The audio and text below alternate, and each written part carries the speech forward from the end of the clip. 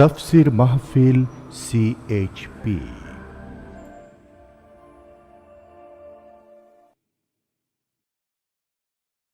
বিসমিল্লাহির রহমানির রহিম।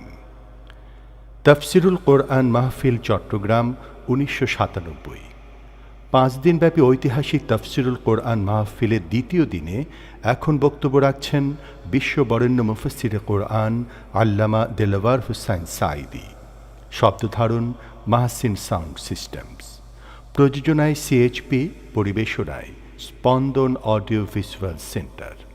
শুধু তাফসীর মাহফিল CHP চ্যানেলে আল্লামা সাঈদীর সেই মূল্যবান বক্তব্য এখন দেখতে পাবেন।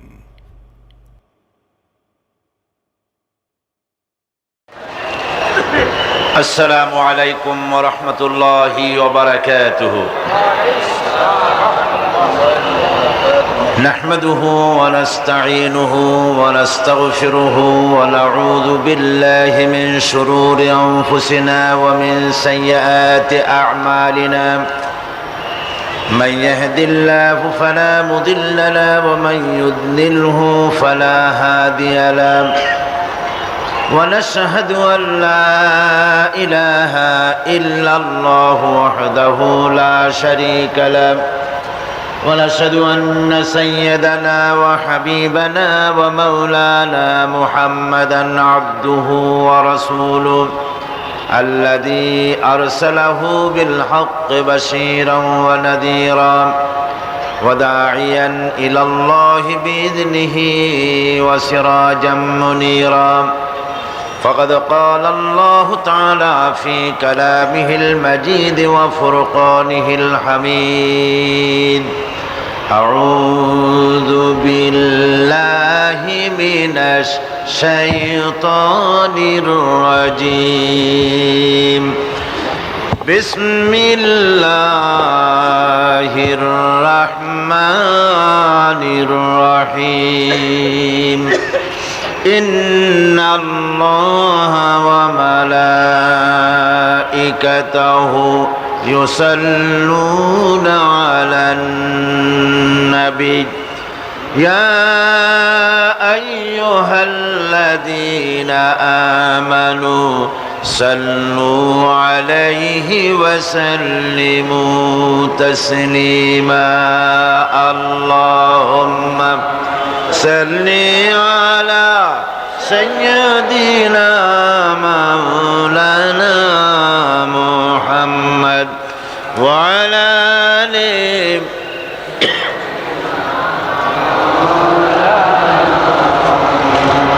জোরে সরে মোহাব্বতের সাথে সবাই পড়েন আল্লাহুম্মা সাল্লি আলা সাইয়্যিদিনা মাওলানা মুহাম্মদ ওয়া আলা আলি সাইয়্যিদিনা মাওলানা মুহাম্মদ বালাগাল উলা বিকামালিহি كشف الدجى بجماله حسنت جميع خصاله صلوا عليه. مشرق حب محمد مطلع دیوان ما مطلع خورشید شقاش سینہ سوزان ما بلغ العلا بکماله كشف الدجى بجماله حسنت جميع خصاله صلوا عليه وآله. सूरत यूसुफ बेदारी हिकमत लुक़मान मा पारिए कुरान बारी ऐ दिले शादमान मा बलगल उला बिकमालिही كشف الدجى بجماله حسنت جميع خصاله صلوا عليه وآله. اللهم آمين. رب ربنا ظلمنا أنفسنا وإن لم تغفر لنا وترحمنا لنكونن من الخاسرين আল্লাহ তাআলা চট্টগ্রাম ইসলামী সমাজ কল্যাণ পরিষদ কর্তৃক আয়োজিত 5 দিন ব্যাপী তাফসীরুল কোরআন মাহফিলের আজকের এই দ্বিতীয় দিবসে লক্ষ জনতা সঙ্গে নিয়ে তোমার দরবারে হাত তুলেছি, কয়েকবার দুরূদ ও সালাম পড়েছি। মেহেরবানি করে দুরূদ ও সালাম টুকুন সোনার মদিনায় নবী পাকের রওজা মোবারকে পৌঁছে দাও। तमाम পৃথিবীর মাটির নিচে যত মুমিন মুমিনাত শুয়ে আছেন তাদের আরওয়ার পরে সওয়াব পৌঁছে দাও। আয় আল্লাহ রাব্বুল আলামিন, এ মাহফিলের আয়োজন যারা করেছেন আর দূর দূরান্ত থেকে যারা কোরআনে কারীম শোনার জন্য এসেছেন, কিয়ামতের দিন মুসিবতের সময় এ মাহফিল আমাদের সকলের জন্য নাজাতের জরিয়া বানিয়ে দিও আল্লাহ। ইয়া রব, करम तू अगर करे वो बात जुबां को जो दिल पर असर करे। रब्बना तक़ब्बल मिन्ना इन्नका अंतस समीउल अलीम व तुब अलैना इन्नका अंतत तव्वाबुर रहीम। सुब्हान रब्बिका रब्बिल इज्जति अम्मा यसिफून व सलामुन अलल मुरसलीन अल्हम्दुलिल्लाहि रब्बिल आलामीन। সম্মানিত সভাপতি, হাজারাত উলামায়ে কেরাম,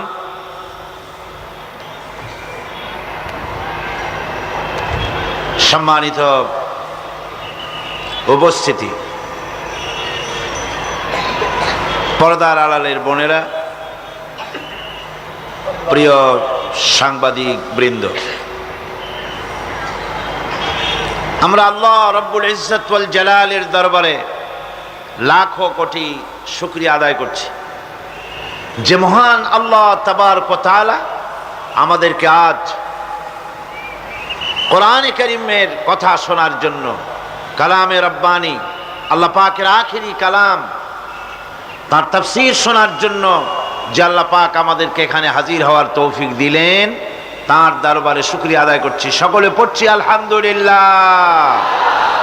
রব্বানা লাকাল হামদ হামদান কাসীরান তাইয়িবান মুবারাকান ফীহি।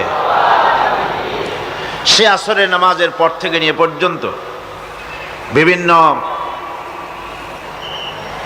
যোগ্য উলামায়ে কেরামদের মুখে আপনারা কোরআনে কারীমের বক্তব্য শুনেছেন। এই কিছুক্ষণ আগে বাংলাদেশের প্রথিতযশা আলেমে দ্বীন, সাহিবে ইলম, আন্তর্জাতিক খ্যাতিসম্পন্ন মুফাসসির কোরআন, শাইখুল হাদিস আল্লামা হযরত মাওলানা আবুল কাসিম মুহাম্মদ সিফাতুল্লাহ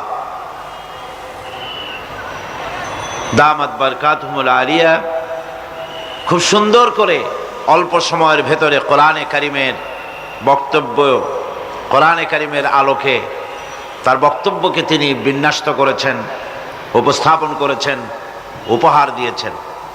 আল্লাহ পাক তাকে সুস্থ রাখুন, ভালো রাখুন এবং তার বক্তব্য দিয়ে জাতি উপকৃত হোক এবং এ কণ্ঠ আল্লাহ পাক দীর্ঘদিন টিকিয়ে রাখুন।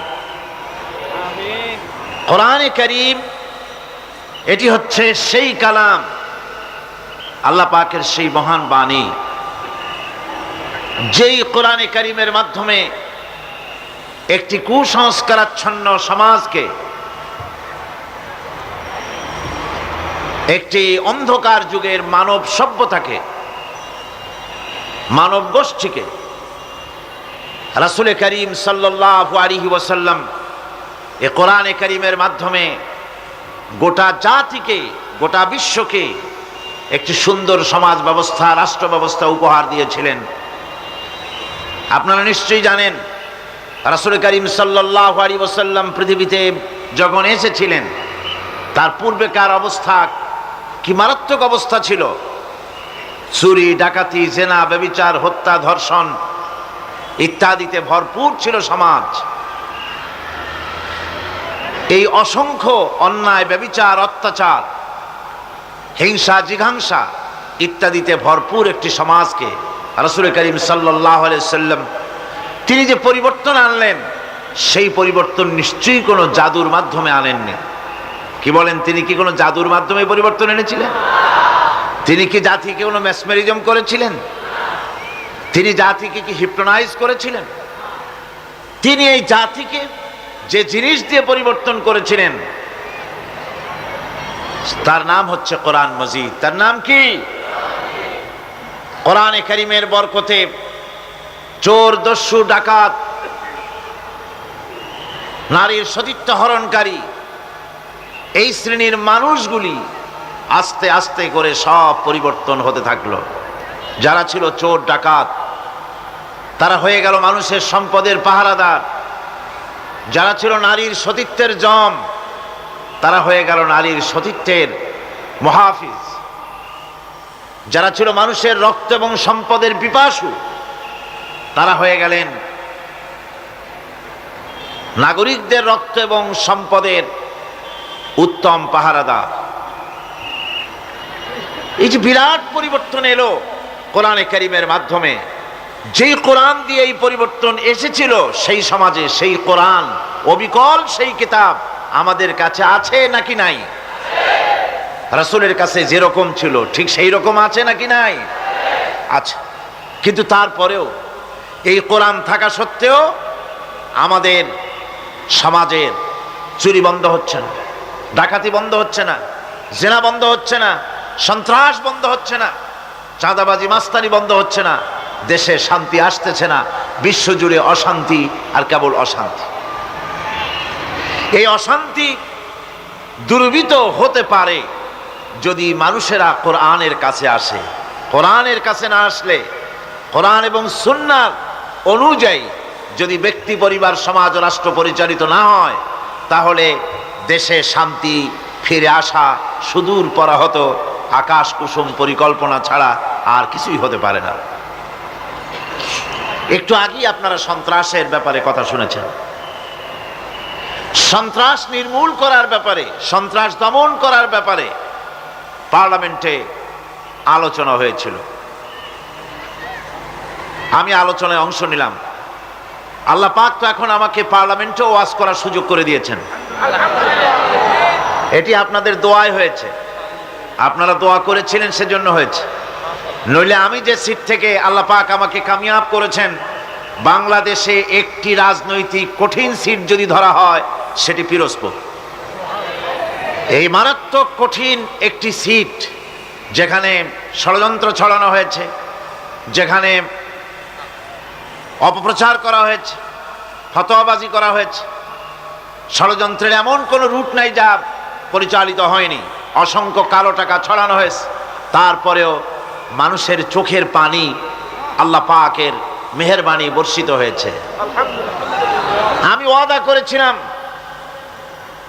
আমার এলাকার মানুষের কাছে, আমি রাস্তাঘাট দিতে পারবো কিনা জানি না, স্কুল কলেজ করতে পারবো কিনা জানি না, সরকার যতটুকু সহযোগিতা ব্যাপারে করবে আমি ততটুকুনি করতে পারবো। তবে একটি কাজ আমি করার জন্য ওয়াদাবদ্ধ, সেটা হচ্ছে বিগত 3টি যুগ ধরে যে কথাগুলি আল্লাহ পাক আমাকে দিয়ে মেহেরবানি করে তার এই ক্ষুদ্র গোলামকে, এই ছোট্ট নগণ্য গোলামকে দিয়ে কোরআনে কারীমের যে কথা দেশে বিদেশে বলিয়েছেন, আমি সেই কথাগুলিকে পার্লামেন্টে বলতে চাই। আমার জনগণ খুশি হয়ে আমাকে ভোট দিয়েছেন। আমি সংসদে গিয়ে পর্যন্ত যতগুলি আলোচনা করেছি, প্রত্যেকটি আলোচনায় কোরআনে কারীমের দৃষ্টান্ত, কোরআনে কারীম দিয়ে আলোচনা পেশ করেছি। আমি সন্ত্রাসের ব্যাপারে যখন কথা হচ্ছিল, আমি আলোচনায় বলেছি, ইন্নাল্লাযী লাইসা ফী জাওফিহি শাইউম মিনাল কুরআনি কাল বাইতিল খারিব, যেই স্মৃতির ভেতরে আল্লাহর কালাম নাই, যে দেহের ভিতরে, সিনার ভিতরে আল্লাহর কালাম নাই, সেটা হচ্ছে কি বাড়ি? মনে আছে নিশ্চয়ই আপনাদের। অর্থাৎ এই পোড়ো বাড়িতে, বিরান বাড়িতে মানুষ নাই। কি আছে? ইঁদুর আছে, ব্যাঙ আছে, সাপ আছে, শয়তান আছে, জেন আছে, সামসিকাস, উই পোকা, তেলা পোকা আছে। বিরান বাড়িতে মানুষ না থাকলে যা থাকে, যে স্মৃতিতে, যে দেহে কোরআন নাই, সেই দেহের ভিতরে ওই সব জিনিসই থাকে। সুতরাং শিক্ষাঙ্গন থেকে আল্লাহর কোরআন এর আয়াতে কারিমা বাদ দেওয়ার কারণে সেখানে সন্ত্রাস এসে জায়গা করে নিয়েছে।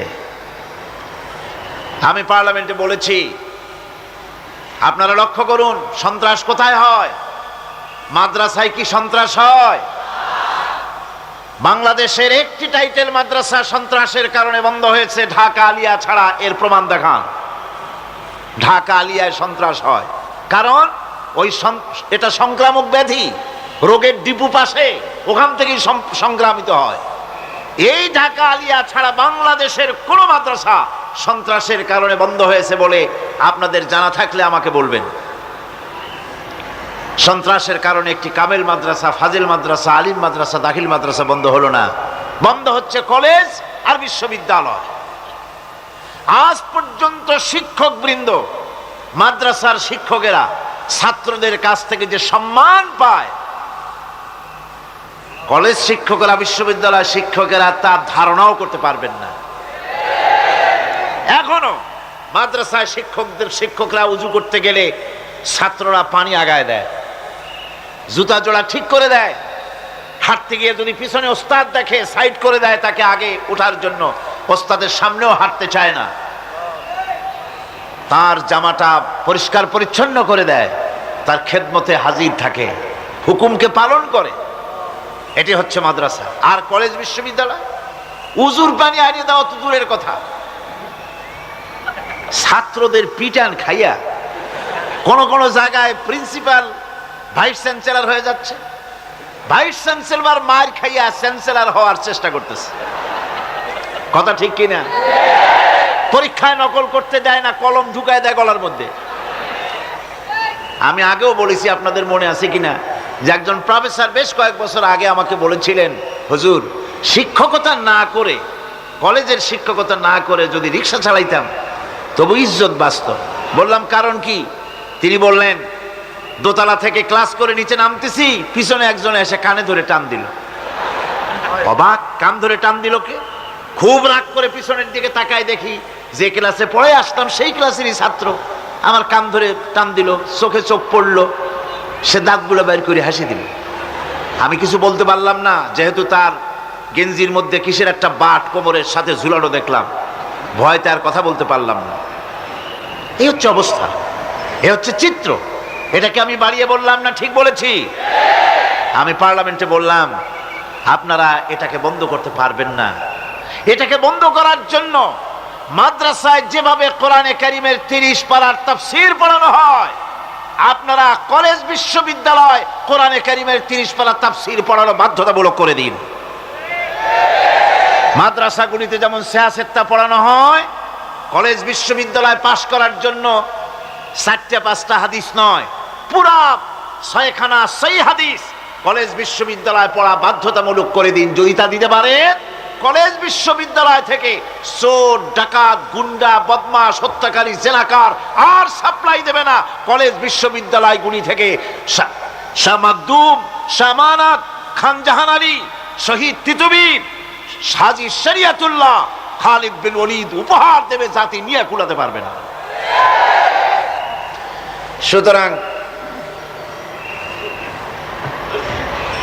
যেখানে ওষুধ, যা দিয়ে আমার রোগ ভালো হবে, নিরাময় হবে, আমরা তার কাছে যাচ্ছি না। জাতি এ কথাগুলি যত তাড়াতাড়ি বুঝবে, জাতির তত কল্যাণ হবে। জাতির কল্যাণের জন্য, বিশ্ববাসীর কল্যাণের জন্য আল্লাহ রাব্বুল আলামিন কোরআনে কারীমকে অবতীর্ণ করেছেন।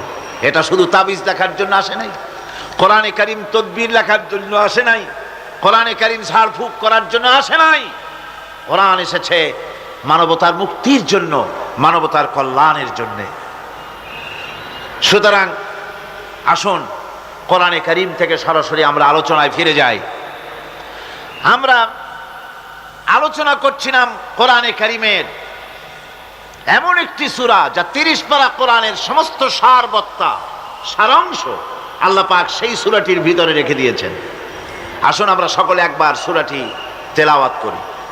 أعوذ بالله من الشيطان الرجيم بسم الله الرحمن الرحيم الحمد لله رب العالمين الرحمن الرحيم مالك يوم الدين إياك نعبد وإياك نستعين اهدنا الصراط المستقيم صراط الذين أنعمت عليهم غير المغضوب عليهم ولا الضالين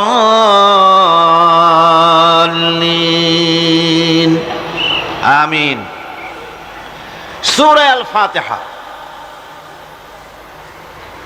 আমি বলেছিলাম এটি হচ্ছে অভিনন্দন পত্র বান্দার পক্ষ থেকে। কার কাছে? আল্লাহ পাকের কাছে। আলহামদুলিল্লাহ রাব্বিল আলামিন এ কথার যৎকিঞ্চিত ব্যাখ্যা আমরা গতকাল আলোচনা করেছি। আজকে আলোচনা হবে আর রহমানির রহিম। আল্লাহ পাক তার কাছে যখন বান্দা আলহামদুলিল্লাহ রাব্বিল আলামিন বলে, তখন প্রশ্ন হয়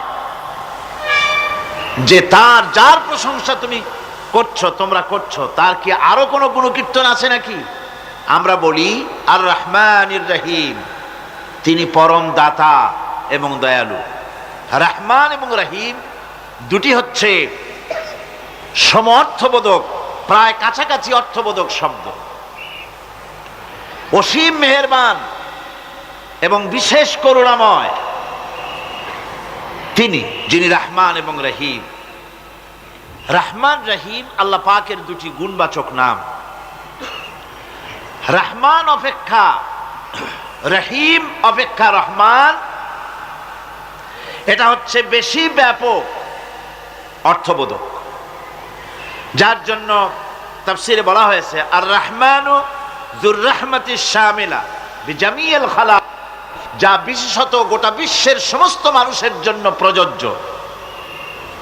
আর রহিম হচ্ছে শুধু কিয়ামতের দিন পৃথিবীতে রহমান, তিনি দয়াবান পৃথিবীর সমস্ত মানুষের জন্য, এবং কিয়ামতে শুধু মুমিনদের জন্য। রহমান কিয়ামতে শুধু মুমিনদের জন্য। আর রহিম হচ্ছে আর রহিম যুর রাহমাতি শামিলা লিল মুমিনিনা ইয়াউমিল কিয়ামা।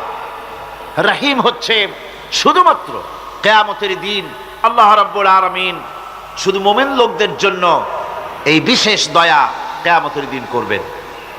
এখন রহমান হচ্ছেন পৃথিবীর সমস্ত মানুষের জন্য, সমস্ত প্রাণীর জন্য।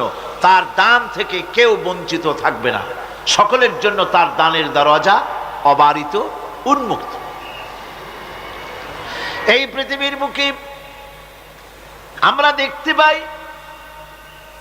মানুষ তার বন্ধুদেরকেই দেয়, শুধু সরকার হোক আর সাধারণ মানুষ হোক, আপনজনদেরকে নিজের দলকেই বেশি দেয়। কথা ঠিক কিনা? নিজের দলের প্রতি, আত্মীয় স্বজনের প্রতি স্বজন প্রিয়তা মানুষের শরীরের ভিতরে রোগ হিসাবে কাজ করে, আর এভাবে করে নিজের দল আর আত্মীয় স্বজনকে বেশি করে সুযোগ সুবিধা দেয়। শত্রুকে কেউ দেয় না, শত্রুকে কেউ ডেকে ডেকে কোনো জিনিস দিতে চায় না বা দেয় না। আল্লাহ রাব্বুল আলামিন এমন রহমান, এমন দয়াবান, এমন মেহেরবান, যারা তার ইবাদত করে, যারা তাকে স্বীকার করে, আল্লাহ বলে তাকে যারা সেজদা দেয়, আল্লাহ পাক তাদেরকেও দেন। আর যারা আল্লাহকে অস্বীকার করে, আল্লাহ রাব্বুল আলামিনকে মানে না, তার গুণাবলী কি স্বীকার করে না, তার অস্তিত্ব স্বীকার করে না, তারপরেও আল্লাহ রাব্বুল আলামিন কোন নাফরমান বান্দাকেও রহমত থেকে বঞ্চিত করেন না। সে যেই হোক, বেনামাজি হোক, মুরতাদ হোক, নাস্তিক হোক, তারপরে আল্লাহর অনুগ্রহ থেকে সে বঞ্চিত থাকে না। কথা ঠিক কিনা? বরং এটাই আমরা দেখি, নামাজি, দিনদার, পরেজগার মানুষ তার বরং কম থাকে, সে বরং কম পায়। বাড়ি নাই, ঘর নাই, কলকারখানা নাই, আর নামাজ রোজা করে না, হজ যাকাত করে না, আল্লাহর সাথে বিরোধিতা করে, আল্লাহরে মানেই না, বলে দেয়ার ইজ নো গড, স্রষ্টা বলতে কেউ নাই, এই ড্রিঙ্ক অ্যান্ড বি মেরি, এই হচ্ছে তাদের থিওরি, তাদের দর্শন, তাদের ফিলসফি। এই জাতীয় লোকগুলি বরং দেখা যায় তারা ক্ষমতা পায়, বাড়ি হয়, গাড়ি হয়, কল হয়, কারখানা হয়, সম্মান পায়। এটা কেন? এর কারণ হচ্ছে আল্লাহ রাব্বুল আলামিন এই পৃথিবীর কোনো মূল্য দেন না। এই পৃথিবীর মূল্য যদি আল্লাহ পাকের কাছে একটা মশার ডানার তুল্য যদি হতো, আল্লাহ পাক বিদ্রোহীদেরকে, কাফেরদেরকে এক ঢোক পানি আল্লাহ পাক গিলতে দিতেন না। এবার চিন্তা করেন, আল্লাহর ব্যাপারে যে দৃষ্টান্তটা দেওয়া হয়েছে, দৃষ্টান্তটা কত গুরুত্বপূর্ণ। মশার ডানার তুল্য, মশার ডানার তুল্য এই পৃথিবীর দাম নাই আল্লাহর কাছে। আপনাকে যদি কেউ 10 লক্ষ মশার ডানা বহু কষ্ট করে জোগাড় করিয়া যদি কেউ দেয়, তাহলে আপনি কয় টাকা দিয়ে কিনবেন? 4 পয়সা দিয়েও, একজনে বলছে 4 পয়সাও দিবে না। তাহলে বোঝেন এর কোনো মূল্য নাই। একটা মশার ডানার তুল্য মূল্য আল্লাহ পাক এই পৃথিবীর দেন না, যার কারণে অবারিত উন্মুক্ত হস্তে আল্লাহ পাক সমস্ত মানুষের জন্য, প্রাণী জগতের জন্য তিনি করুণা করেছেন সকলকে। এই করুণাময় রহমান আল্লাহ পাক, তিনি গুনাহগারদেরকে, যারা আল্লাহ পাকের ফরমাবরদারি করতেছে, তাদেরকে সকলকে আল্লাহ পাক সমানভাবে তার জিনিসগুলিকে তিনি দিয়ে দিচ্ছেন। এটা হচ্ছে রহমান। আর রহিম হচ্ছে, হাদিস শরীফে বলা হয়েছে, আর রহমানু রহমানুদ দুনিয়া ওয়াল আখিরা, আর রহিম রহিমুল আখিরা। মোমেন রহমান তো শুধু আল্লাহ পাক দুনিয়া এবং আখিরাতের জন্য, আর রহিম শুধুমাত্র আখিরাতের জন্য। আবার কোন কোন আয়াতে বলা হয়েছে যে আল্লাহ পাক দুনিয়ার মানুষের জন্য রহিম। একটি আয়াতে ভাবে বলা হয়েছে, হুয়াল্লাযী ইউসাল্লি আলাইকুম ওয়া মালাইকাতুহু লিয়ুখরিজাকুম মিনাজ যুলুমাতি ইলান নূর ওয়া কানা বিল মুমিনিনা রহিমা। সে আল্লাহই তোমাদের প্রতি রহম করেছেন, রহমত নাজিল করেছেন, এবং তার ফেরেশতাগণ এই উদ্দেশ্যে যে তোমাদেরকে তিনি অন্ধকার থেকে আলোর দিকে বের করে নিয়ে আসবেন। আর তিনি হচ্ছেন মুমিনদের জন্য রহিম, অত্যন্ত দয়াবান। আরবি ভাষায় আর রহমান অন্তর্জগতের এমন একটি নম্র উচ্ছ্বাসিত অবস্থার প্রতি ইঙ্গিত করে, যার ফলে তার স্বতঃস্ফূর্তভাবে নিজের থেকেই মহানুভবতা এবং প্রীতি ও মহব্বতের ইচ্ছার বহির্প্রকাশ ঘটে। তাই রহমতের মধ্যে আছে স্নেহ, আছে প্রীতি, আছে অনুগ্রহ। আল্লাহ পাকের রহমতটা কি জিনিস? সেটা হচ্ছে রহমতি ওয়াসিআত কুল্লা শাই, আমার রহমত দিয়ে সমস্ত জিনিসকে ঢেকে রাখা হয়েছে। প্রত্যেকটি জিনিসের ভিতরে আল্লাহ পাকের রহমত রয়েছে। রহমত ছাড়া এই পৃথিবীতে মানুষের চলার কোনো পথ নাই। সমস্ত ব্যাপারই আল্লাহ পাকের রহমত আর রহমত। তাবৎ সৃষ্টির দিকে যদি আমরা তাকাই, আল্লাহ পাকের সৃষ্টি জগতের যদি দিকে তাকাই, সেখানে আল্লাহর এই করুণা ছাড়া আর কিছুই দেখা যাবে না।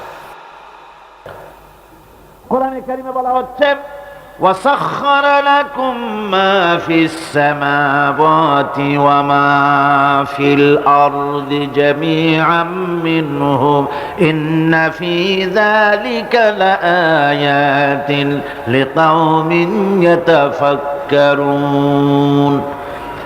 আকাশ ও পৃথিবীতে যা কিছু আছে তা সব কিছুই আল্লাহ রাব্বুল আলামিন মানুষের অনুগত করে দিয়েছেন। যেভাবে পারো সেভাবে তাকে কাজে লাগাও। সমস্ত জিনিসকে আল্লাহ পাক মানুষের অনুগত করে দিয়েছেন, তার খেদমতের জন্য, তার কাজের জন্য তৈরি করেছেন, মানুষের কাজের জন্য। সাখারা শব্দ দিয়ে বোঝানো হয়েছে সকল বস্তুই মানুষের অনুগত, মানুষ যেন তা দিয়ে তার নিজের কাজ সম্পাদন করতে পারে। অন্য আয়াতে বলা হয়েছে, الله الذي خلق السماوات والأرض وأنزل من السماء ماء فأخرج به من الثمرات رزقا لكم وسخر لكم الفلك لتجري في البحر بأمره وسخر لكم الأنهار আল্লাহ রাব্বুল আলামিন তিনি আকাশ সৃষ্টি করেছেন, জমিনকে সৃষ্টি করেছেন এবং আকাশ থেকে পানি বর্ষণ করেছেন, তা দিয়ে ফসল উৎপাদন করেছেন। এই ফসলের পিছনে আল্লাহ পাকের কি বিরাট রহমত কাজ করতেছেন আপনি লক্ষ্য করেন। কাদার ভিতরে, কর্দমাক্ত জমিনের ভেতরে আপনি বীজ বপন করেছেন। কর্দমাক্ত জমিনের ভেতরে বীজ বপন করে বাড়ি গিয়ে আপনি ঘুমিয়ে আছেন। আল্লাহ পাকের রহমত, তার কুদরত, ওই বীজ থেকে পাতা উদ্গত করে দিয়েছেন, শিকড় মাটির ভেতরে চলে গিয়েছে, পাতাগুলি নরম, সবে পাতাগুলি গজিয়েছে, সূর্যের তাপে পাতা মুষড়ে পড়ে গিয়েছে। বিকেল বেলায় সারাদিন সূর্যের প্রখর তাপ লেগেছে। মানুষকে খাওয়াবার জন্য আল্লাহ রাব্বুল আলামিনের কি বিরাট রহমত কাজ করতেছে লক্ষ্য করুন। রাতের বেলায় আল্লাহ পাক শিশির বিন্দু নাজিল করে দেন, কণা কণা শিশির বিন্দু ওই মুষড়ে যাওয়া পাতার উপরে পড়ে গিয়ে সারা রাত এভাবে সুন্দর ঠান্ডা বাতাস আর শিশির বিন্দু যত্ন করে করে মুষড়ে যাওয়া পাতাটিকে সকালবেলা পর্যন্ত তরতাজা, সজীব আর প্রাণবন্ত করে দেন। এরপরে গাছ বড় হলো, তার ভিতরে রব্বুল আলামিন ধান দিলেন, গম দিলেন, এভাবে করে যত্ন করে তার শুরু থেকে শেষ পর্যন্ত প্রত্যেকটি গাছকে খাদ্য ব্যবস্থাকে আল্লাহ রব্বুল আলামিন নিজ যত্নে, নিজ কুদরতে, আপন রহমতে সবগুলিকে লালন পালন করে মানুষের হাতে তুলে দিলেন। মানুষকে আল্লাহ পাক সর্বশ্রেষ্ঠ মর্যাদা দান করেছেন, যার কারণে আল্লাহ পাক বলেছেন ওয়ালাকাদ কাররামনা বানি আদম, আদম সন্তানকে আমি সম্মান দিয়েছি, মর্যাদা দিয়েছি। আর সেই মর্যাদা দেওয়ার কারণে যত খাদ্য তার সামনে পেশ করেছি, আল্লাহ পাক আপন রহমতে সব খাদ্যগুলিকে প্যাকেট করে বান্দাদের সামনে হাজির করে দিয়েছেন। কোনো খোলা খাবার দেওয়া হয়নি, কারণ মানুষ হচ্ছে আল্লাহ পাকের শ্রেষ্ঠ মেহমান, মর্যাদা সম্পন্ন প্রাণী, মর্যাদা সম্পন্ন মেহমান এই মানুষ। তার সামনে কলা দেওয়া হলো কভার করে, প্যাকেট করে। আনারস বলেন, আম বলেন, কাঁঠাল বলেন, যত রকমের ফল আল্লাহ পাক দান করলেন, বেদানা বলেন, আপেল বলেন, সমস্ত ফলগুলিকে, খাবারগুলিকে আল্লাহ পাক প্যাকেট করে করে আপন রহমতে বান্দাদের সামনে হাজির করে দিয়েছেন। তার এত দয়া, তার দয়াই আকাশ থেকে বৃষ্টি হয়, সেই বৃষ্টিতে ফসল ফলে। তার দয়ায়, তার রহমতে তিনি পানি মানুষের আয়ত্তে করে দিয়েছেন। এই পানির উপরে জাহাজ পরিচালনার জন্য আল্লাহ পাক সুযোগ করে দিয়েছেন। জাহাজ পরিচালনা করা হচ্ছে সমুদ্রের ভেতরে মানুষের জন্য। এভাবে করে আল্লাহ পাক সব জিনিসকে তার সুযোগের মধ্যে এনে দিয়েছে। এরপরে আল্লাহ পাক বলছেন ওয়াআতাকুম মিন কুল্লি সালতুমুহু ওয়া ইন তাউদ্দু নি'মাতাল্লাহি লা তুহসুহা ইন্নাল ইনসানা লাযালুমুন কাফফার। আল্লাহ পাক বলেন তোমাদের প্রতি আল্লাহ পাকের দয়া, তার রহমত, তার করুণা এত বেশি, তোমাদের সকল চাহিদা তিনি পূরণ করেছেন, কোনো চাহিদা বাকি রাখেন নাই। গতকাল বলেছি রব হচ্ছেন তিনি প্রয়োজন মাফিক চাওয়ার আগে যিনি প্রয়োজন মিটিয়ে দেন, তার নাম হলো রব। আমাদের চাওয়ার আগে আমাদের যা কিছু প্রয়োজন আল্লাহ রাব্বুল আলামিন সব সাপ্লাই করেছেন। যেরকম সুবহানাল্লাহ। ওই আল্লাহ পাক বলেন ওয়া ইন তাউদ্দু নি'মাতাল্লাহি লা তুহসুহা। বান্দারে আমার নিয়ামত যদি গণনা করো, গুনতে গুনে গুনে গুনে আমার নিয়ামতকে গুনে শেষ করতে পারবা না।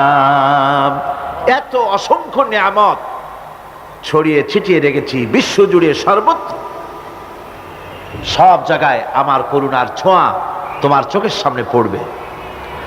আল্লাযী জাআলা লাকুমুল আরদা মাহদা ওয়া জাআলা লাকুম ফীহা সুবুলান লাআল্লাকুম তাহতাদুন। আল্লাহ পাক যিনি জমিনকে, এই পৃথিবীকে তোমাদের জন্য বিছানার মতো বিছায় দিয়েছেন, আর বিচারণের জন্য সমতল পথ তৈরি করে দিয়েছেন। এই পৃথিবীটা তোমার জন্য কি সুন্দর করে আল্লাহ পাক একটা গালিচার মতো করে বিছায় দিয়েছেন, সবুজ ঘাস তাতে রয়েছে। এই পৃথিবীর মাটি আল্লাহ পাক মানুষের জন্য কি সুন্দর ঘাটিতে পরিণত করে দিয়েছেন। এই মাটির আল্লাহর রহমতটা দেখুন, একদিকে মাটি নরম, আবার এমন নরম নয় যে 10 তলা 20 তলা 50 তলা বিল্ডিং করলে পরে এর ভারের চোটে ভিতরে ঢুকে যাবে, এরকম নরম নয়। যেখানে যতটুকুন প্রয়োজন ফসল ফলাবার জন্য বৃষ্টি দিয়ে মাটি নরম করে ফসল ফলাবার ব্যবস্থা করা হয়। আবার বিল্ডিং তৈরি করার জন্য মাটি যেমন শক্ত হওয়া দরকার তেমন শক্ত আল্লাহ পাক করে দিয়েছেন।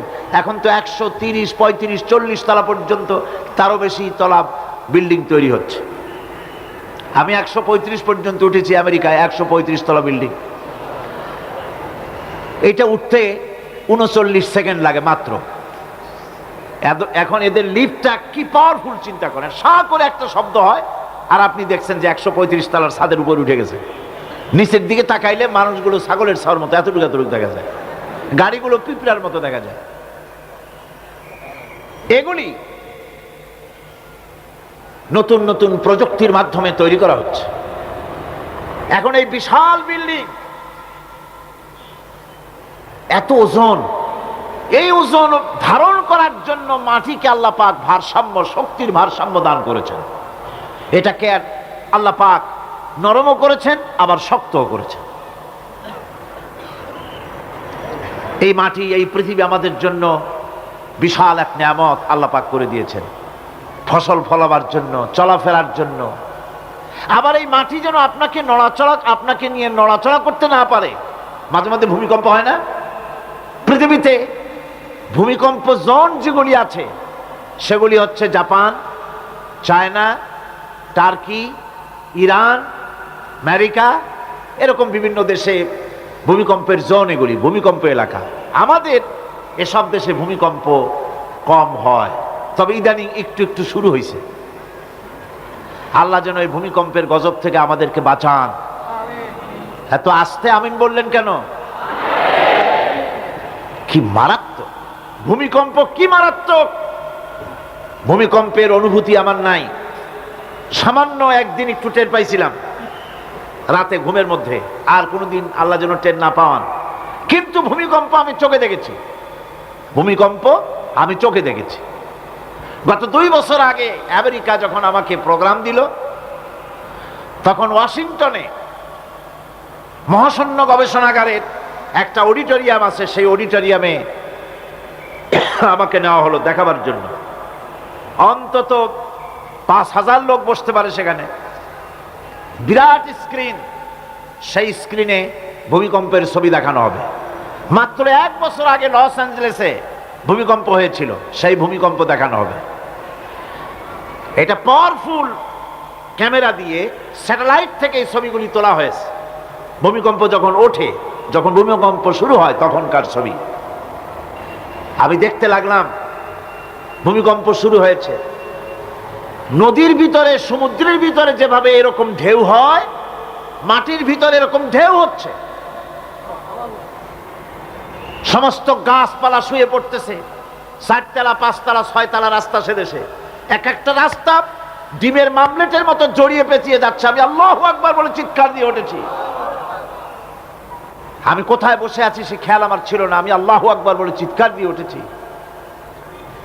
মাটির মধ্যে ঢেউ হচ্ছে, বাড়িঘর ভেঙে চুরমার হয়ে যাচ্ছে, গাড়িগুলি রাস্তার ফাঁকে ফাঁকে শত সহস্র গাড়ি চ্যাপ্টা হয়ে ভর্তা হয়ে যাচ্ছে। আল্লাহ পাক কি প্রচন্ড ক্ষমতার মালিক, তিনি রহমত করে এ জমিনকে সুন্দর স্থিতি স্থাপক, একটা স্থিতিশীলতা করে দিয়েছেন। এই পৃথিবী যেন আমাদের নিয়ে নড়াচড়া করতে না পারে সেজন্য আল্লাহ পাক পাহাড় সৃষ্টি করেছেন। চট্টগ্রামে পাহাড় আছে না? রাঙামাটি, খাগড়াছড়ি, বান্দরবান পাহাড় আছে না? আছে। লোকেরা এই পাহাড়ের উপকারিতা বোঝে না, সমানে পাহাড় কাটে। যারা পাহাড় কাটেন তারা আত্মঘাতী কাজ করেন, তারা পৃথিবীর মানুষের ক্ষতি করেন। পাহাড় আল্লাহ পাক তৈরি করেছেন। আল্লাহ কোন জিনিস খেলতামাশার জন্য তৈরি করেন নাই। গতকাল এই আয়াতটি আমি পড়েছিলাম, আল্লাযীনা ইয়াযকুরুনাল্লাহা কিয়ামান ওয়া কুউদান ওয়া আলা জুনুবিহিম ওয়া ইয়াতাফাক্কারুনা ফী খালকিস সামাওয়াতি ওয়াল আরদ রব্বানা মা খালাকতা হাযা বাতিলা। নিরর্থক করে আল্লাহ পাক কোন জিনিসকে তৈরি করেন নাই। আল্লাহ পাক এই পাহাড় সৃষ্টি করেছেন জমিনের ভারসাম্য রক্ষা করার জন্য। সেই পাহাড়গুলি কাটতেছে মানুষ সমানে, গাছ কাটতেছে সমানে, এতে করে প্রকৃতির ভারসাম্য নষ্ট হয়ে যাচ্ছে। এগুলি সব আল্লাহ পাকের রহমত, সবগুলি আল্লাহ পাকের নিয়ামত। খালি খালি আল্লাহ কিচ্ছু তৈরি করেন নাই। ব্যাংকগুলারে জনমের মতো খাইয়া ব্যাঙের ব্যবসা করে, চীনের কাছে ব্যাংক বিক্রি করে এখন বাংলাদেশ মহাবিপদে পড়েছে। এখন ব্যাংক কোথায় পাওয়া যায় তাই তালাশ করে, কারণ এই ব্যাঙের উপকারিতা আগে জানা ছিল না। এত কীটনাশক ওষুধ ছড়ানো লাগতো না। কীটনাশক ওষুধ ছড়িয়ে জমিনের উর্বরা শক্তির 12টা বাজানো হচ্ছে। আল্লাহ পাক আপন কুদরতে, আপন রহমতে অসংখ্য ব্যাংক তৈরি করে দিয়েছিলেন যাতে করে অতিরিক্ত পোকামাকড় গুলিয়েরা ধরে ধরে খাইয়া ফেলে। আল্লাহ পাকের এগুলি কিভাবে নষ্ট করা হলো, আর এখন কীটনাশক ওষুধ দিয়ে সর্বনাশ করা হলো। আর কীটনাশক ওষুধ আনা হচ্ছে ভারত থেকে, ইন্ডিয়া থেকে। ভারত থেকে কীটনাশক ওষুধ আর সার জানা হচ্ছে, তা দিয়ে বাংলাদেশের মাটির উর্বরা শক্তি আরো নষ্ট হচ্ছে। আপনারা জিজ্ঞেস করবেন চাষীদের কাছে কিভাবে নষ্ট হচ্ছে জমিন। সুতরাং আল্লাহ পাক খেল তামাশার বিষয়বস্তু করে কিছুই তৈরি করেন নাই, সবগুলিকে আপন রহমতে তৈরি করেছেন মানুষের সৃষ্টি জগতের জন্যে, যার দ্বারা মানুষ উপকৃত হতে পারবে। এর জন্য তিনি হচ্ছেন রহমান। বলেন তিনি কি? রহমান। আল্লাহ রাব্বুল আলামিন জমিন সৃষ্টি করলেন, পাহাড় দিলেন, গাছপালা তরুলতা তৈরি করে দিলেন। এরপরে আল্লাহ পাক বলছেন, তাকিয়ে দেখো সমুদ্রের দিকে, ওয়া হুয়াল্লাযী সাখখারাল বাহরা লিতাকুলু মিনহু লাহমান তারিয়্যান ওয়া তাস্তাখরিজু মিনহু হিলিয়াতান তালবাসুনাহা। সমুদ্রের দিকে লক্ষ্য করে দেখো, এই সমুদ্রকে তোমাদের অনুগত করে দিয়েছি। এর মধ্যে রয়েছে তাজা মাছ মাংস রয়েছে, এর ভিতরে রয়েছে তোমাদের পরিধানের অলংকার আদির জন্য মূল্যবান সম্পদ রাখা হয়েছে সমুদ্রের মধ্যে। বিজ্ঞানীরা বলেছেন পৃথিবীর উপরিভাগে যা আছে মাটির তলায় তার থেকে অনেক বেশি বেশি মূল্যবান জিনিস আছে। আছে না মাটির তলায় মূল্যবান জিনিস? কি আছে? কি আছে? খনিজ দ্রব্য আছে, সোনা আছে, লোহা আছে, তেল আছে। তেল যে শুধু সৌদি আরবে, কুয়েতে আর কাতারে, বাংলাদেশে তেল নাই এটা ঠিক না। আমাদের দেশে তেল আছে। আল্লাহ তেল আমাদের দেশে দিয়েছেন, তবে অতটা না হলেও কিছুটা তো দিয়েছেন। কারণ সব জায়গায় এক রকমের নিয়ামত দেওয়া হয় না, এক এক দেশে এক এক রকমের নিয়ামত আল্লাহ পাক দেন। আমাদের দেশে যা আছে তা আবার সৌদি আরবে নাই। আমাদের দেশে বেল আছে, চালতি আছে, গাব আছে, এগুলি আছে সৌদি আরবে। আমাদের দেশে চা আছে, পাট আছে। আমার দেশেও তেল আছে। মাঝে মধ্যে তেলের কুয়া সিলেটের হরিপুর থেকে, বাখরাবাদ থেকে, ভোলা থেকে, বিভিন্ন জায়গা থেকে তেলের কুয়া বের করে দেখানো হয়। তেল আছে, যারা ক্ষমতাসীন, যারা সরকার, যারা দেশ চালাও, যদি আমারে সেজদা দাও, যদি নামাজি হও, কোরআনের সাথে বিরোধিতা যদি না করো, যদি কোরআন সুন্নাহর শাসন প্রতিষ্ঠা করো, এ ধরনের অসংখ্য তেল বের করে দেব। কিন্তু কিন্তু বারবার উমরা করে, হাতে তসবিহ ধারণ করে, মাথায় পট্টি বেঁধে যদি ইসলামের সাথে নাফরমানি করা হয়, তোমাদের তেল আল্লাহ পাক বের করে ছাড়বেন। আল্লাহ পাক বাহানা পছন্দ করেন না। এই জমিনে ফসল আছে, অসংখ্য ফসল আল্লাহ পাক দিয়েছেন, অসংখ্য খনিজ পদার্থ আল্লাহ পাক দান করেছেন। সেই খনিজ পদার্থগুলি আল্লাহ পাক, খনিজ দ্রব্যগুলি আল্লাহ পাক দিবেন মুমিনদের হাতে। কাদের হাতে দিবেন?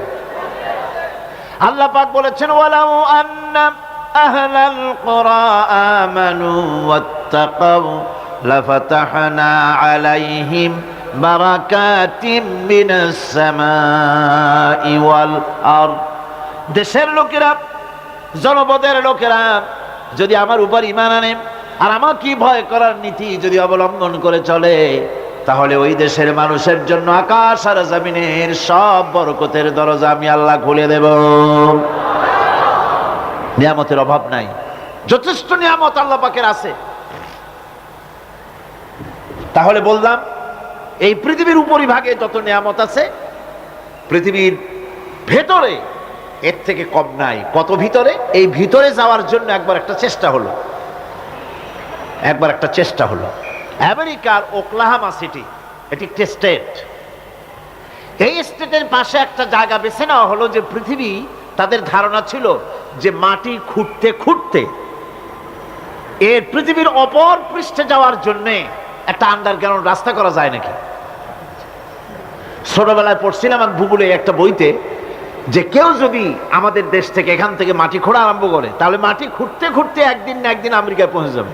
কোনো ভিসা টিসা লাগবে না, VD7, DB7, 97 লাগবে না, এমনি যাইতে পারবে। মানুষেরা চেষ্টা করলো মাটি খোঁড়া। মাটি খুঁড়তে খুঁড়তে পৃথিবীতে এটাই ছিল প্রথম এই দুঃসাহসিক পরিকল্পনা।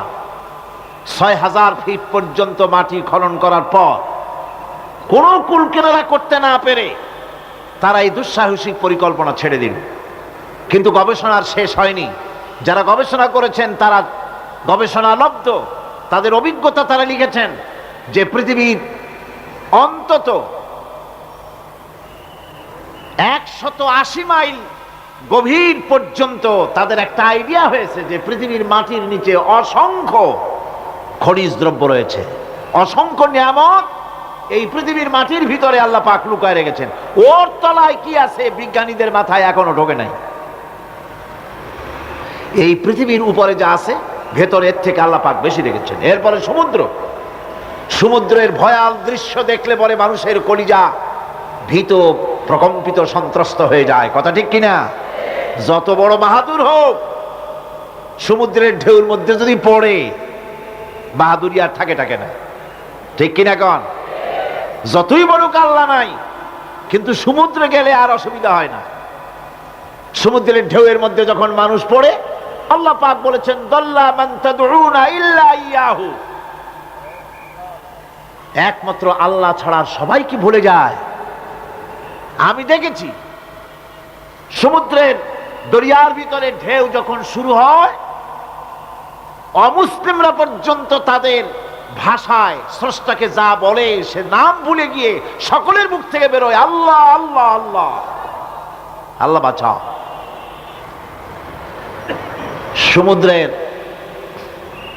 সমুদ্র বিরাট রহস্য, একটি বিরাট রহস্য। বারমুদা ট্রায়াঙ্গলের কথা আপনারা শুনেছেন। বারমুদা ট্রায়াঙ্গলটা কি, এটা এখনো বিজ্ঞানের কাছে স্পষ্ট হয়নি। বারমুদা ট্রায়াঙ্গলের যে এরিয়া আছে, প্রশান্ত মহাসাগর এবং আটলান্টিক মহাসাগরের মোহনায়, এইখান থেকে যখন কোনো প্লেন যায় অথবা কোনো জাহাজের রেঞ্জে আসে, প্লেন হারিয়ে যায়, জাহাজ হারিয়ে যায়, কোথায় যায় কেউ হদিস করতে পারে না। ক্যালিফোর্নিয়ার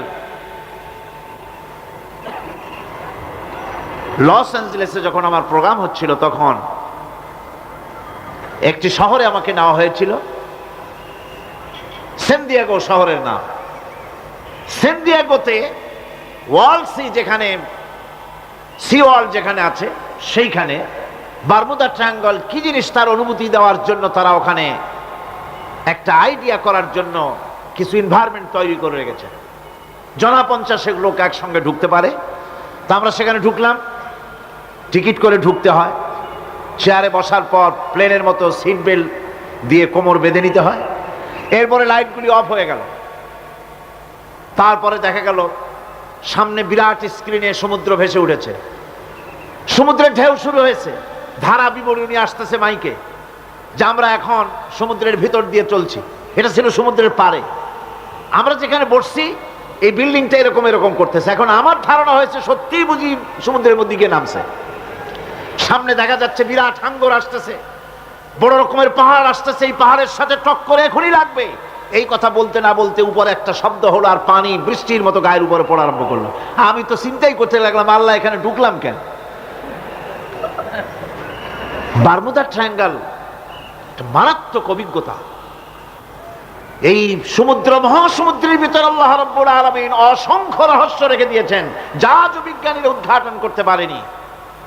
এই মহাসমুদ্রের ভিতরে রয়েছে ম্যাগনেটিক পাহাড় পানির তলায়। যদি রাডারে ধরা না পড়ে জাহাজের, তাহলে এর রেঞ্জের ভিতরে আসলে এমন আকর্ষণে টেনে নেবে, পাহাড়ের সাথে লেগে টক করে লেগে জাহাজ চানাচুর হয়ে যাবে। এই মহাসমুদ্রের ভেতরে আল্লাহ পাক মাছ রেখেছেন, অসংখ্য মাছ রয়েছে, অসংখ্য ধরনের প্রাণী রয়েছে। আর তিনি এমন রহমান, প্রত্যেকটি প্রাণীর আবার আত্মরক্ষার জন্য হাতিয়ার তার সাথে সাথে দিয়ে দিয়েছেন।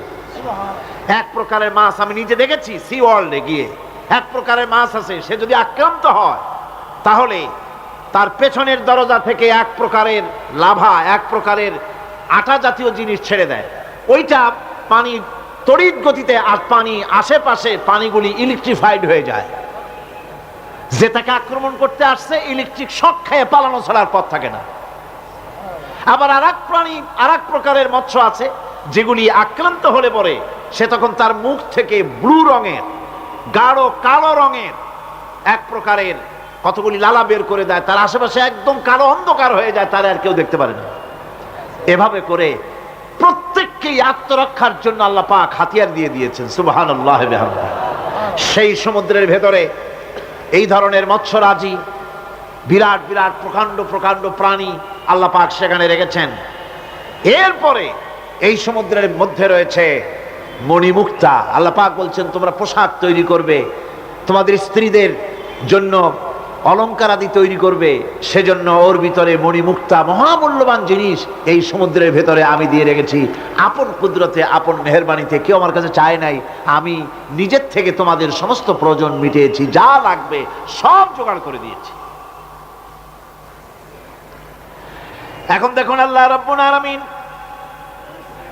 তার রহমতের নমুনা প্রাণী জগতের দিকে লক্ষ্য করে দেখেন। আল্লাহ রাব্বুল আলামিন সমস্ত প্রাণী জগৎ, দুনিয়ায় মানুষ বাদে যত প্রাণী আছে সমস্ত প্রাণীর দিকে তাকান। মানুষের কথা তো গতকাল বলেছি।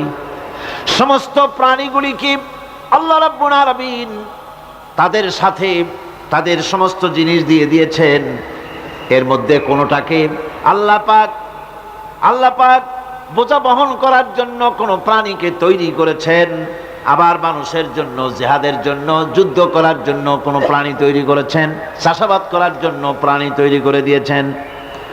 কোরআন বলছি ওয়াল আনআমা খালাকাহা লাকুম ফিহা দিফউন ওয়া মানাফিউ ওয়া মিনহা তাআকুলুন। তিনি বিভিন্ন ধরনের জীব পয়দা করেছেন, যার থেকে তোমাদের শীতের পোশাক এবং অন্যান্য কল্যাণকর কাজ যেন তোমরা করতে পারো, সেজন্য পশুর গায়ে যে পশম দেওয়া হয়েছে, এতে পশুরও কাজ হয়। আবার এই পশমগুলি গ্রীষ্মকালে কেটে নিয়ে তাই দিয়ে মানুষের শীতবস্ত্র তৈরি করা হচ্ছে। আপনার গায়ের, আপনার গলার মাফলার, আপনার সোয়েটার, আপনার চাদর, আপনার কম্বল, এগুলি আল্লাহ পাক তৈরি করার জন্য দুনিয়ার যত প্রাণী তৈরি করেছেন, প্রাণীগুলির গায়ে, চতুষ্পদ জন্তুর গায়ে পশম দিয়ে, সেগুলি দিয়ে এগুলি তৈরি করার ব্যবস্থা করেছেন। আবার আল্লাহ রাব্বুল আলামিন বলেন, ওয়ালাকুম ফিহা জামালুন হিনা তুরিহুনা ওয়া হিনা তাসরাহুন। যখন সেগুলি মাঠে সকালবেলায় চড়তে নামে, আবার বিকেল বেলায় যখন পালবদ্ধ হয়ে বিকেল বেলায় যখন ঘরে ফেরে, তখন দেখার এক সৌন্দর্য এমন হয় যা সত্যি উপভোগ্য। লক্ষ্য করে দেখবেন, এগুলি শহরে কম দেখা যায়, গ্রাম্য অঞ্চলে মাঝে মধ্যে যাবেন, গ্রামের লোকই আপনারা অধিকাংশ এখানে আছেন, আপনারা দেখবেন সকালবেলায় যখন পালে পালে গরু, ছাগল, মহিষ ইত্যাদি যেতে থাকে, সকালবেলায় সূর্য যখন উঠে সেই সময় যখন এগুলি যেতে থাকে, তখন তার দেখার একটা দৃশ্য দারুণ লাগে। আবার যখন সন্ধ্যাবেলায় গোধূলি লগ্নে যখন সূর্য লাল হয়ে পশ্চিম দিগন্তে অস্তমিত হতে যায়, তখন শত শত গরু, ভেড়া, ছাগল পাল ধরে মাঠের মধ্য দিয়ে যখন বাড়ির দিকে রওনা করে, আল্লাহ পাক বলেন এই দৃশ্য অত্যন্ত উপভোগ্য। যারা সত্যি এগুলি দেখে, উপভোগ করে, তারা বুঝতে পারে যে আল্লাহ পাকের নিয়ামত সব দিকেই আল্লাহ পাক এভাবে ছড়িয়ে রেখেছেন। এভাবে করে ওয়াতাহমিলু আসফালাকুম ইলা বালাদিন লাম তাকুনু বালিগিহিম ইল্লা বিশাক্কিল আনফুস। আল্লাহ পাক বলেন এভাবে করে আমি জন্তু জীব তৈরি করেছি যারা তোমাদের বোঝাগুলি এক শহর থেকে আর এক শহরে, এক গ্রাম থেকে আর এক গ্রামে বোঝাগুলি বহন করে নিয়ে যায়। এভাবে যদি আমি চতুষ্পদ জন্তু তৈরি না করতাম, তোমরা নিজেরা ঘাড়ে করে, পিঠে করে এ বোঝাগুলি বহন করা বড়ই কষ্টসাধ্য হয়ে যেত। উটের পিঠে করে, গাধার পিঠে করে, গরু গাড়ি বানায়া, হাতির পিঠে করে, কত বিরাট বিরাট বোঝা, টনকে টন বোঝা এভাবে পশু দিয়ে টেনে নেওয়া হয়। আল্লাহ পাক বলছেন এগুলি আমার রহমত। এরপরে এই পশুর ভিতরে হালাল গোশত তৈরি করে তোমার খাবারের ব্যবস্থা করেছি। ওয়া ইন্না লাকুম ফিল আনআমি লাইবরা নুসকিকুম মিম্মা ফি বুতুনিহি মিন বাইনি ফারসিন ওয়া দামিন লাবানান খালিসান সাইগান লিশশারিবিন। তোমাদের চতুষ্পদ জন্তুর মধ্যে দেখবে বুদ্ধিমান, দূরদৃষ্টি সম্পর্ক লোক যারা, তাদের জন্য আমি এর মধ্যে নিদর্শন রেখেছি। তোমাদের দুগ্ধবতী গাভীগুলি, যার দ্বারা তোমরা দুধ পাও, এগুলি জমিনের ঘাস খেলো, খড় খেলো, আর এর দ্বারা রক্ত তৈরি হলো, পায়খানা তৈরি হলো, পেশাব তৈরি হলো, পাশাপাশি রাস্তা দিয়ে পরিষ্কার সুস্বাদু দুধ আমি আল্লাহ রাব্বুল আলামিন তোমাদের জন্য দান করেছি। এত নিয়ামত আল্লাহ পাক দিলেন, আল্লাহ পাকের বিনিময় কিছুই চান নাই। কিছু চাইছেন নাকি? বলেন কিছু চেয়েছেন? কিছুই চান না। দেখেন এই যে ঠান্ডা মৌসুম চলছে, এখন কি মৌসুম? শীতের মৌসুম। এই পৃথিবীটাকে আমরা, আমাদের একটা রুমকে যদি ঠান্ডা করতে চাই, তাহলে আমরা কি লাগাই? রুমে এসি লাগাই। প্রত্যেক মাসে বিল দেওয়া লাগে না লাগে না? বিল দিতে হয়। একটা রুম এসি দিয়ে ঠান্ডা করতে প্রত্যেক মাসে 500, 1000, 2000, 2500 রুম হিসাবে এর ভাড়া দেওয়া লাগে, এর চার্জ দিতে হয়। এত বড় বিশ্বটা আল্লাহ পাক ঠান্ডা করে ফেলেছেন। কত বড় এসি প্লান্ট আল্লাহ পাকের, সুবহানাল্লাহ। কত বড় এসি আল্লাহ ছেড়ে দিয়েছেন। এখন ডিজেল জ্বালায় আগুন তৈরি করেন, কাঠ জ্বালায় আগুন তৈরি করেন। পৃথিবীর মানুষের হাতে আগুন জ্বালাবার, উত্তাপ সৃষ্টি করার যত রকমের টেকনোলজি আছে, সব যদি একত্রিত করা হয়, সূর্য প্রতি সেকেন্ডে যে তাপ বিকিরণ করে পৃথিবীর জন্য, সারা পৃথিবীর সমস্ত মানুষ এক জায়গায় হইয়া কিয়ামত পর্যন্ত প্রচেষ্টা করিও ওই 1 সেকেন্ডের তাপ তৈরি করতে পারবে? পারবে না। সুতরাং আল্লাহ রাব্বুল আলামিন তিনি বিরাট নিয়ামত রেখেছেন সব জিনিসের মধ্যে। এই নিয়ামতগুলি বুঝতে হবে, এগুলি বুঝতে হবে। এই জন্য আল্লাহ রাব্বুল আলামিনের নবী বলেছেন, আল্লাহর সৃষ্টি জগতের উপরে তার সৃষ্টি নৈপুণ্যতার উপরে কেউ যদি গবেষণা করে, চিন্তা করে, 1 ঘন্টা, আল্লাহ পাক তার আমলনামায় 60 বছরের নফল ইবাদতের সওয়াব লিখে দিবেন। কি সোজা কথা। চিন্তা করতে হবে, গবেষণা করতে হবে, আল্লাহ পাক কি নিয়ামত দিয়েছেন। ওয়ামা বিকুম মিন নি'মাতিন ফামিনাল্লাহ। যত নিয়ামত আমরা পেয়েছি সব কার কাছ থেকে? জোরে সোরে চিল্লায় কোন কার কাছ থেকে? সমস্ত নিয়ামত এসেছে আল্লাহ পাকের কাছ থেকে। আল্লাহ রাব্বুল আলামিন বলেন তিনি হচ্ছেন রহমান। ওয়াল্লাহু জাআলা লাকুম মিন বুয়ুতিকুম সাকানান ওয়া জাআলা লাকুম মিন জুলুদিল আনআমি বুয়ুতা। আল্লাহ পাক বলছেন তোমাদের জন্য তোমাদের ঘরসমূহকে আল্লাহ পাক স্থিতি লাভের, স্বস্তি শান্তি লাভ করার জন্য আল্লাহ পাক একটা স্থান করে দিয়েছেন, জায়গা করে দিয়েছেন। আমরা যে ঘর বানাই, এই ঘর বানাবার পেছনে আল্লাহ পাকের কত বড় নিয়ামত। ঘর একটা বানাতে হলে খুঁটি লাগবে। খুঁটি কোত্থেকে আসছে বলেন? কোত্থেকে? গাছের থেকে খুঁটি পেয়েছেন। কিসের থেকে পেয়েছেন? গাছ। কাঠ। শুধু খুঁটিতে ঘর হবে না, এরপরে খুঁটি হয়ে গেল, চাল লাগবে। চাল দেবেন কি দিয়ে? খড় দিয়া দেন, টিন দিয়া দেন, টালি দিয়া দেন, যা দিয়া দিবেন সেটা হচ্ছে কার? জোরে কর। শুধু খুঁটি আর চাল হলে হবে না, বেড়া লাগবে, দরজা লাগবে, জানালা লাগবে, যা কিছু দরকার। আল্লাহ বলেন তোমার এই শান্তির ঘরটার পেছনে আমার নিয়ামত, আমার রহমত কাজ করেছে। আবার শীত প্রধান দেশে যেখানে বিল্ডিং এও কাজ হবে না, যেখানে ঘর বানাতে হলে কাঠখড়ির ঘর দিয়েও কাজ হবে না, এত প্রচন্ড শীত, সেইখানে আল্লাহ পাক পশুর চামড়া দিয়া ঘর বানাবার জন্য মানুষের মাথায় আল্লাহ পাক বুদ্ধি দান করে দিয়েছেন। আল্লাহ পাক বলছেন জুলুদিল আনআমি বুয়ুতা, চামড়া দিয়ে ঘর তৈরি করা হয়। এস্কিমোরা করে, দেখে আসবেন, চামড়া দিয়ে ঘর তৈরি করা হয়। আল্লাহ পাক এই পশু দিয়ে মানুষের এত উপকার করছেন। তিনি রহমান। এই রহমত থেকে পৃথিবীর কেউ বঞ্চিত নয়। সমস্ত প্রাণী সমূহকে আল্লাহ পাক এই বিরাট নিয়ামত দান করেছেন। একটি মানুষ যতই সংকীর্ণ হোক, অসভ্য জীবনযাপন করুক, ইলিটারেট হোক, মূর্খ হোক, লেখাপড়া কিচ্ছু জানে না, একটা পর্ণ কুটিরের ভিতর এক কৃষক বাস করে, সেও যদি চিন্তা করে তাহলে অন্তত এতটুকু উপলব্ধি তার আসবে যে সে অসুখ হলে পরে তার আশেপাশে লতা গুল্ম, গাছের শিকড় বেটে খেলে পরে তার অসুখ ভালো হয়ে যায়। ঠিক কিনা? এখন তো অসুখ ভালো হওয়ার জন্য কোনো অসুবিধা নাই, কোনো সমস্যা নয়। পত্রিকার ভিতরে অ্যাডভার্টাইজ আসতেছে, স্ট্যাম্পের উপরে লিখে দেব, আখেরি লেখা, বিশ্বব্যাপী চ্যালেঞ্জ। মেয়ে লোকও চ্যালেঞ্জ দিতেছে, পুরুষও দিতেছে, পাগলও দিচ্ছে, ছাগলও দিচ্ছে, সবাই মিলে চ্যালেঞ্জ করছে। পত্রিকাগুলি পয়সার লোভে আবার এগুলি ছাপতেছে। সব রকমের রোগ, অসুখ, সব রকমের ওষুধ তারা দিতে পারবে। তেই যদি হয় তো খামাখা আমাদের মেডিকেল কলেজ রাইখা লাভ কি? বিজ্ঞাপন দিয়া যদি ওষুধ বিক্রি করা হয়, কেমন গভর্নমেন্ট আমি বুঝি না। এই পাগল ছাগলের বিজ্ঞাপনগুলি ছাপা হয় পত্রিকায়, লোকেরা বিভ্রান্ত হয়, লোকেরা বোঝে না।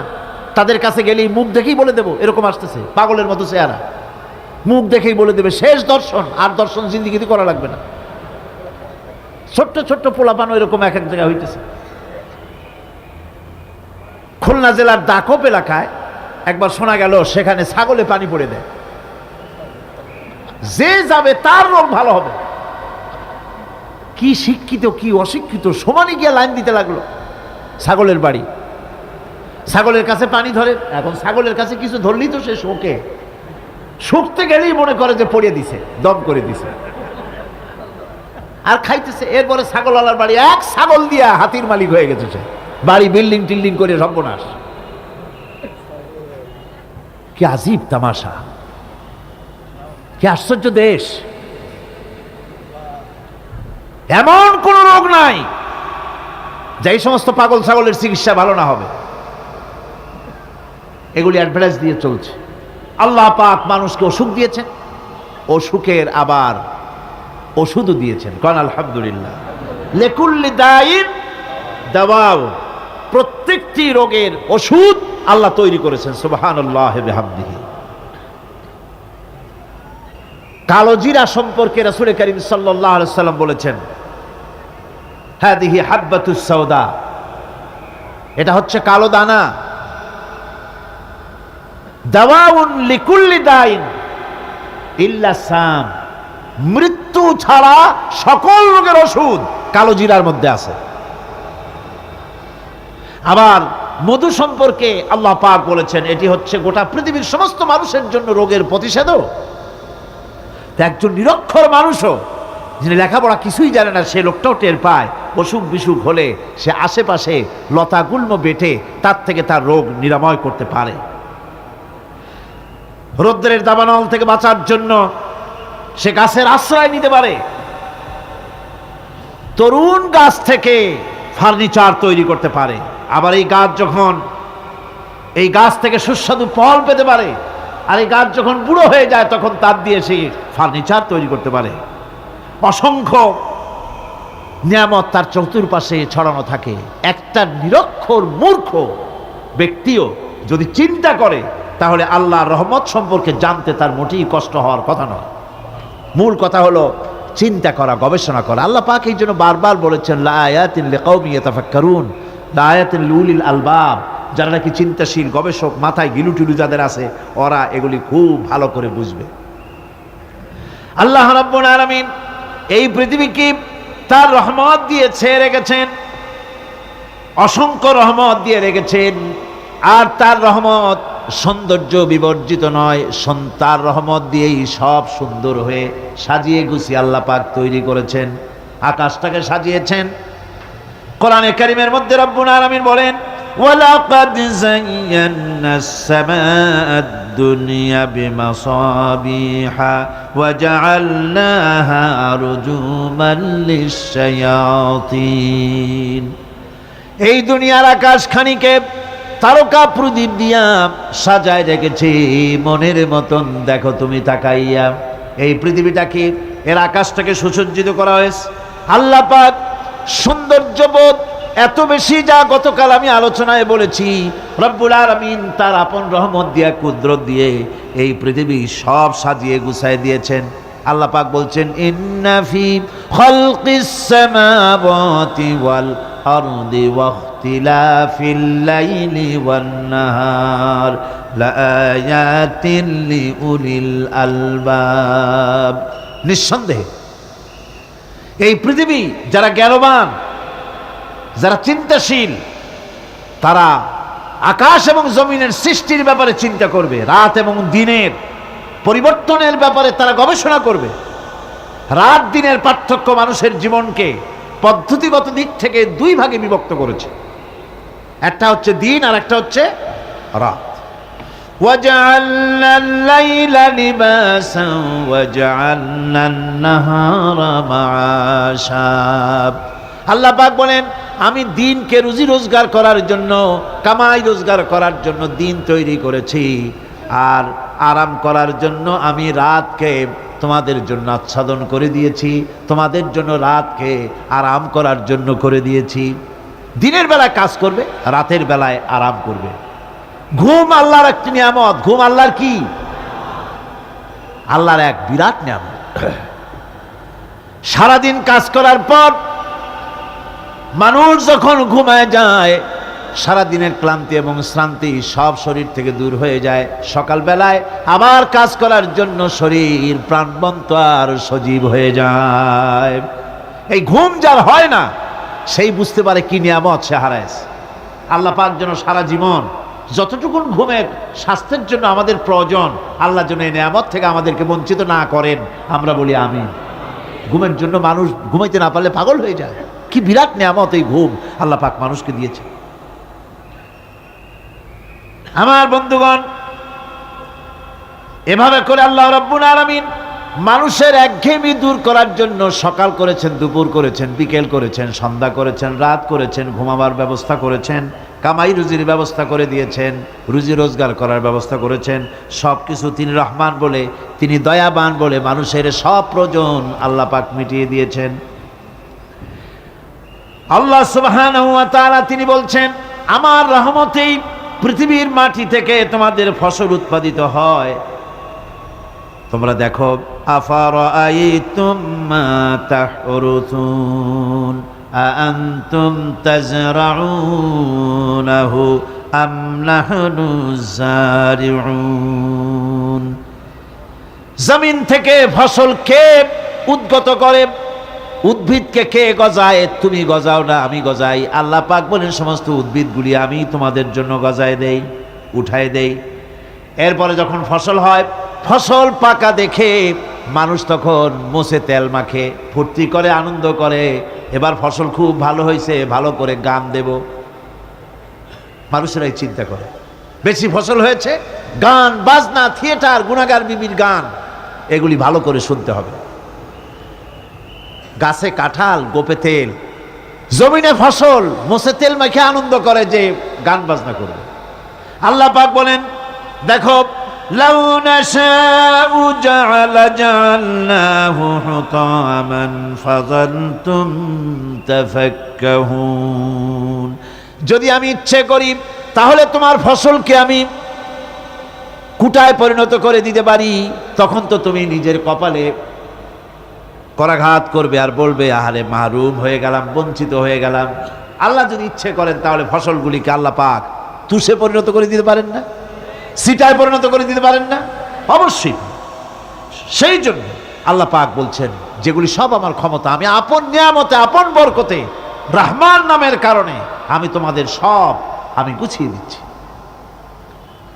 আল্লাহ পাক ফসলের জন্য, আপনার জমিনের ফসলের জন্য আল্লাহ পাক বিনা পয়সায় সারের ব্যবস্থাও করে দিয়েছেন। জোরে কোন সুবহানাল্লাহ। সেই সারটা হচ্ছে কি? ওয়া মিন আয়াতিহি আইয়ুরিকুমুল বারকা খাউফান ওয়া তামআম ওয়া ইউনাজ্জিলু মিনাস সামাই মা। আল্লাহ পাক বলেন, আমি আমার নিদর্শনাবলীর ভিতরে এটা হচ্ছে নিদর্শন, যে আকাশে বিদ্যুৎ চমকায়, মেঘের গর্জন আর বিদ্যুতের চমক, এ সবগুলি আমার নিদর্শন।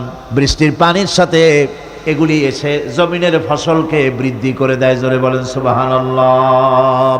কৃষিবিদরা বলেছেন, যে বছর আকাশে যত বেশি বিদ্যুৎ চমকায়, সে বছর জমিনের ফসল তত বেশি বৃদ্ধি পায়। বিনা পয়সায় এ ধরনের আল্লাহ পাক ব্যবস্থা করে দিচ্ছেন। এরকম দরিয়ার মাছ, গোশত, তরি তরকারি, ফল, মৌসুম উপযোগী যা কিছু প্রয়োজন, এ সব কে দিচ্ছেন? বলেন না, কে দিচ্ছেন? ওয়ামা মিন দাব্বাতিন ফিল আরদি ইল্লা আলাল্লাহি রিজকুহা।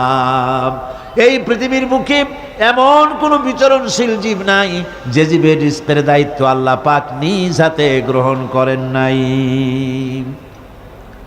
এবার দেখেন, আল্লাহ পাক আরো বলছেন, ওয়াকাইয়্যিম মিন দাব্বাতিন লা তাহমিলু রিজকুহা আল্লাহু ইয়ারযুকুহা ওয়া ইয়্যাকুম। বহুত প্রাণী এমন আছে যে প্রাণীরা রিজেককে সঞ্চয় করে না। আমাদের রিজক তো সঞ্চয় করা আছে, আমাদের ব্যাংকে টাকা আছে, গোলায় ধান আছে, চাউল আছে, আছে কি না?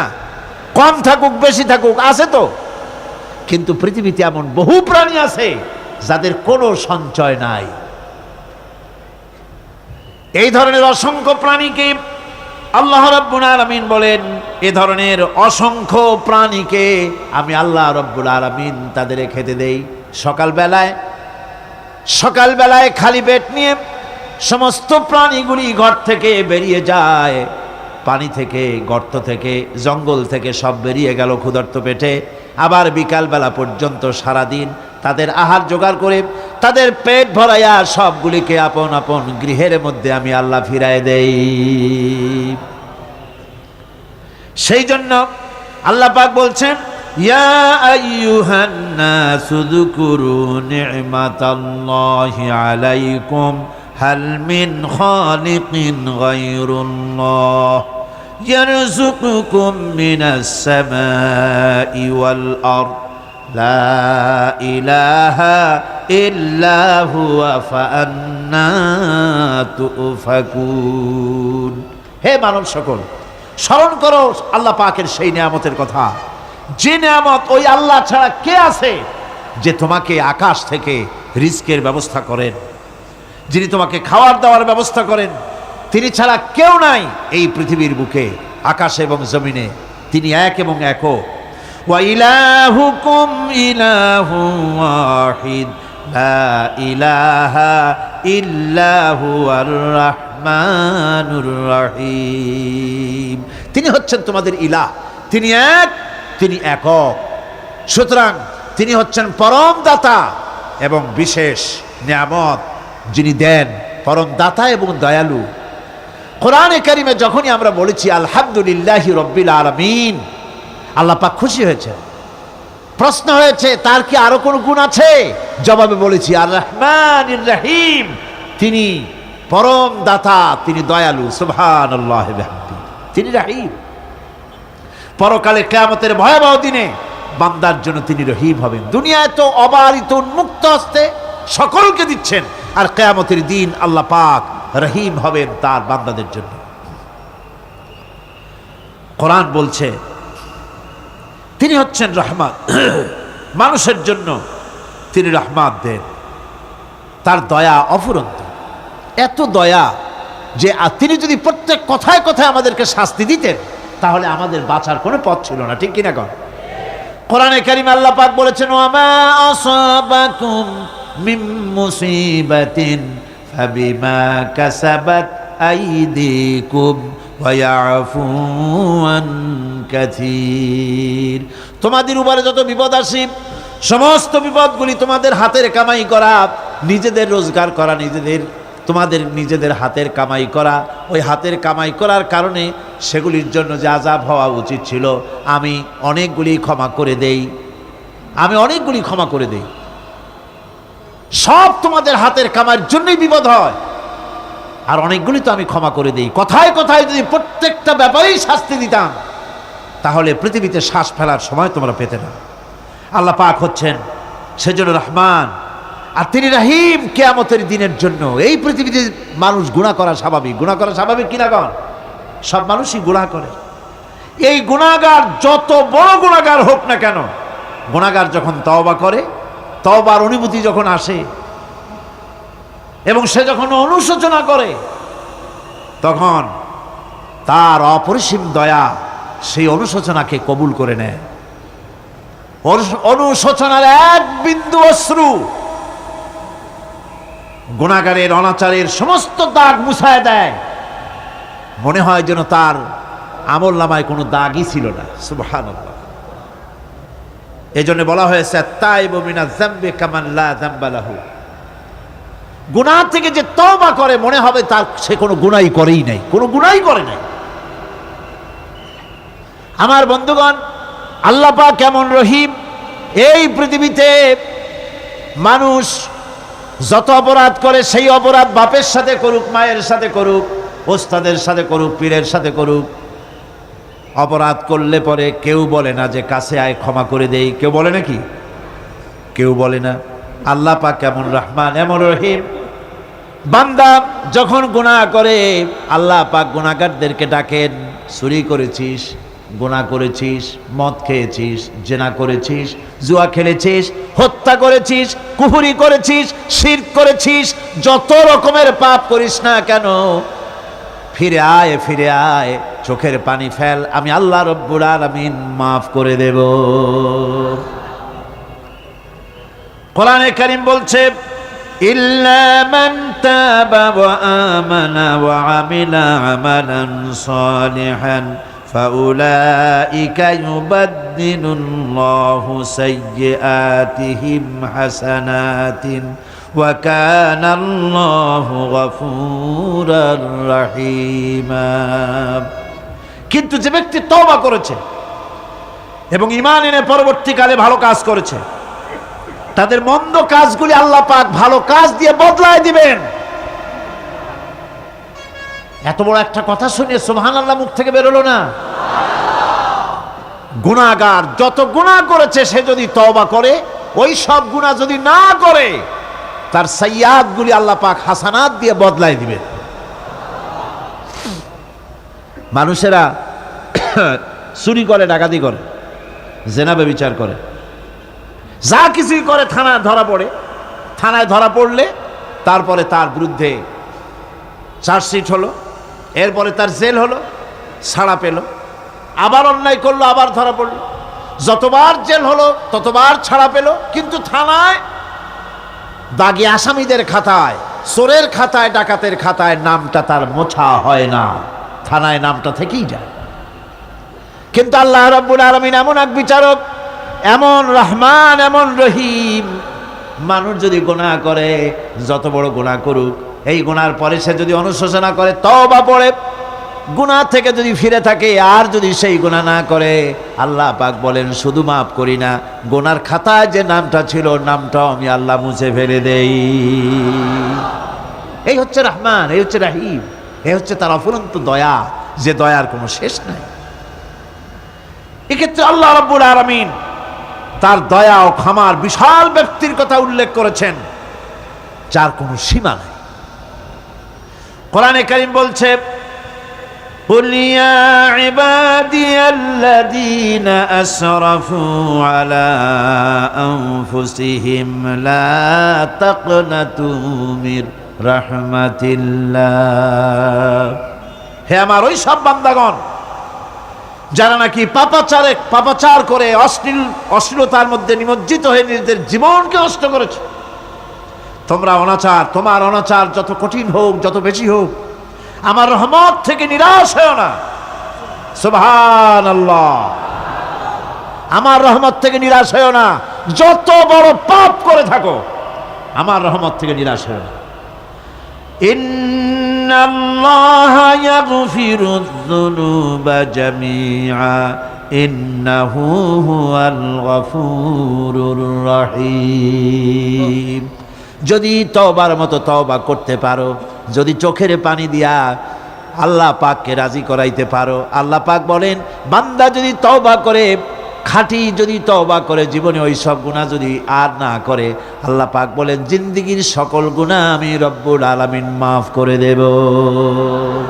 তিনি গফুর, তিনি রহিম, ক্ষমাশীল এবং দয়াবান। এত দয়া, যে দয়ার কোনো শেষ নাই। আল্লাহ পাকের দয়াকে, তার রহমতকে, তার করুণাকে তিনি 100 ভাগ করেছেন। এই 100 ভাগের 1 ভাগ গোটা পৃথিবীতে তিনি ছড়িয়ে দিয়েছেন।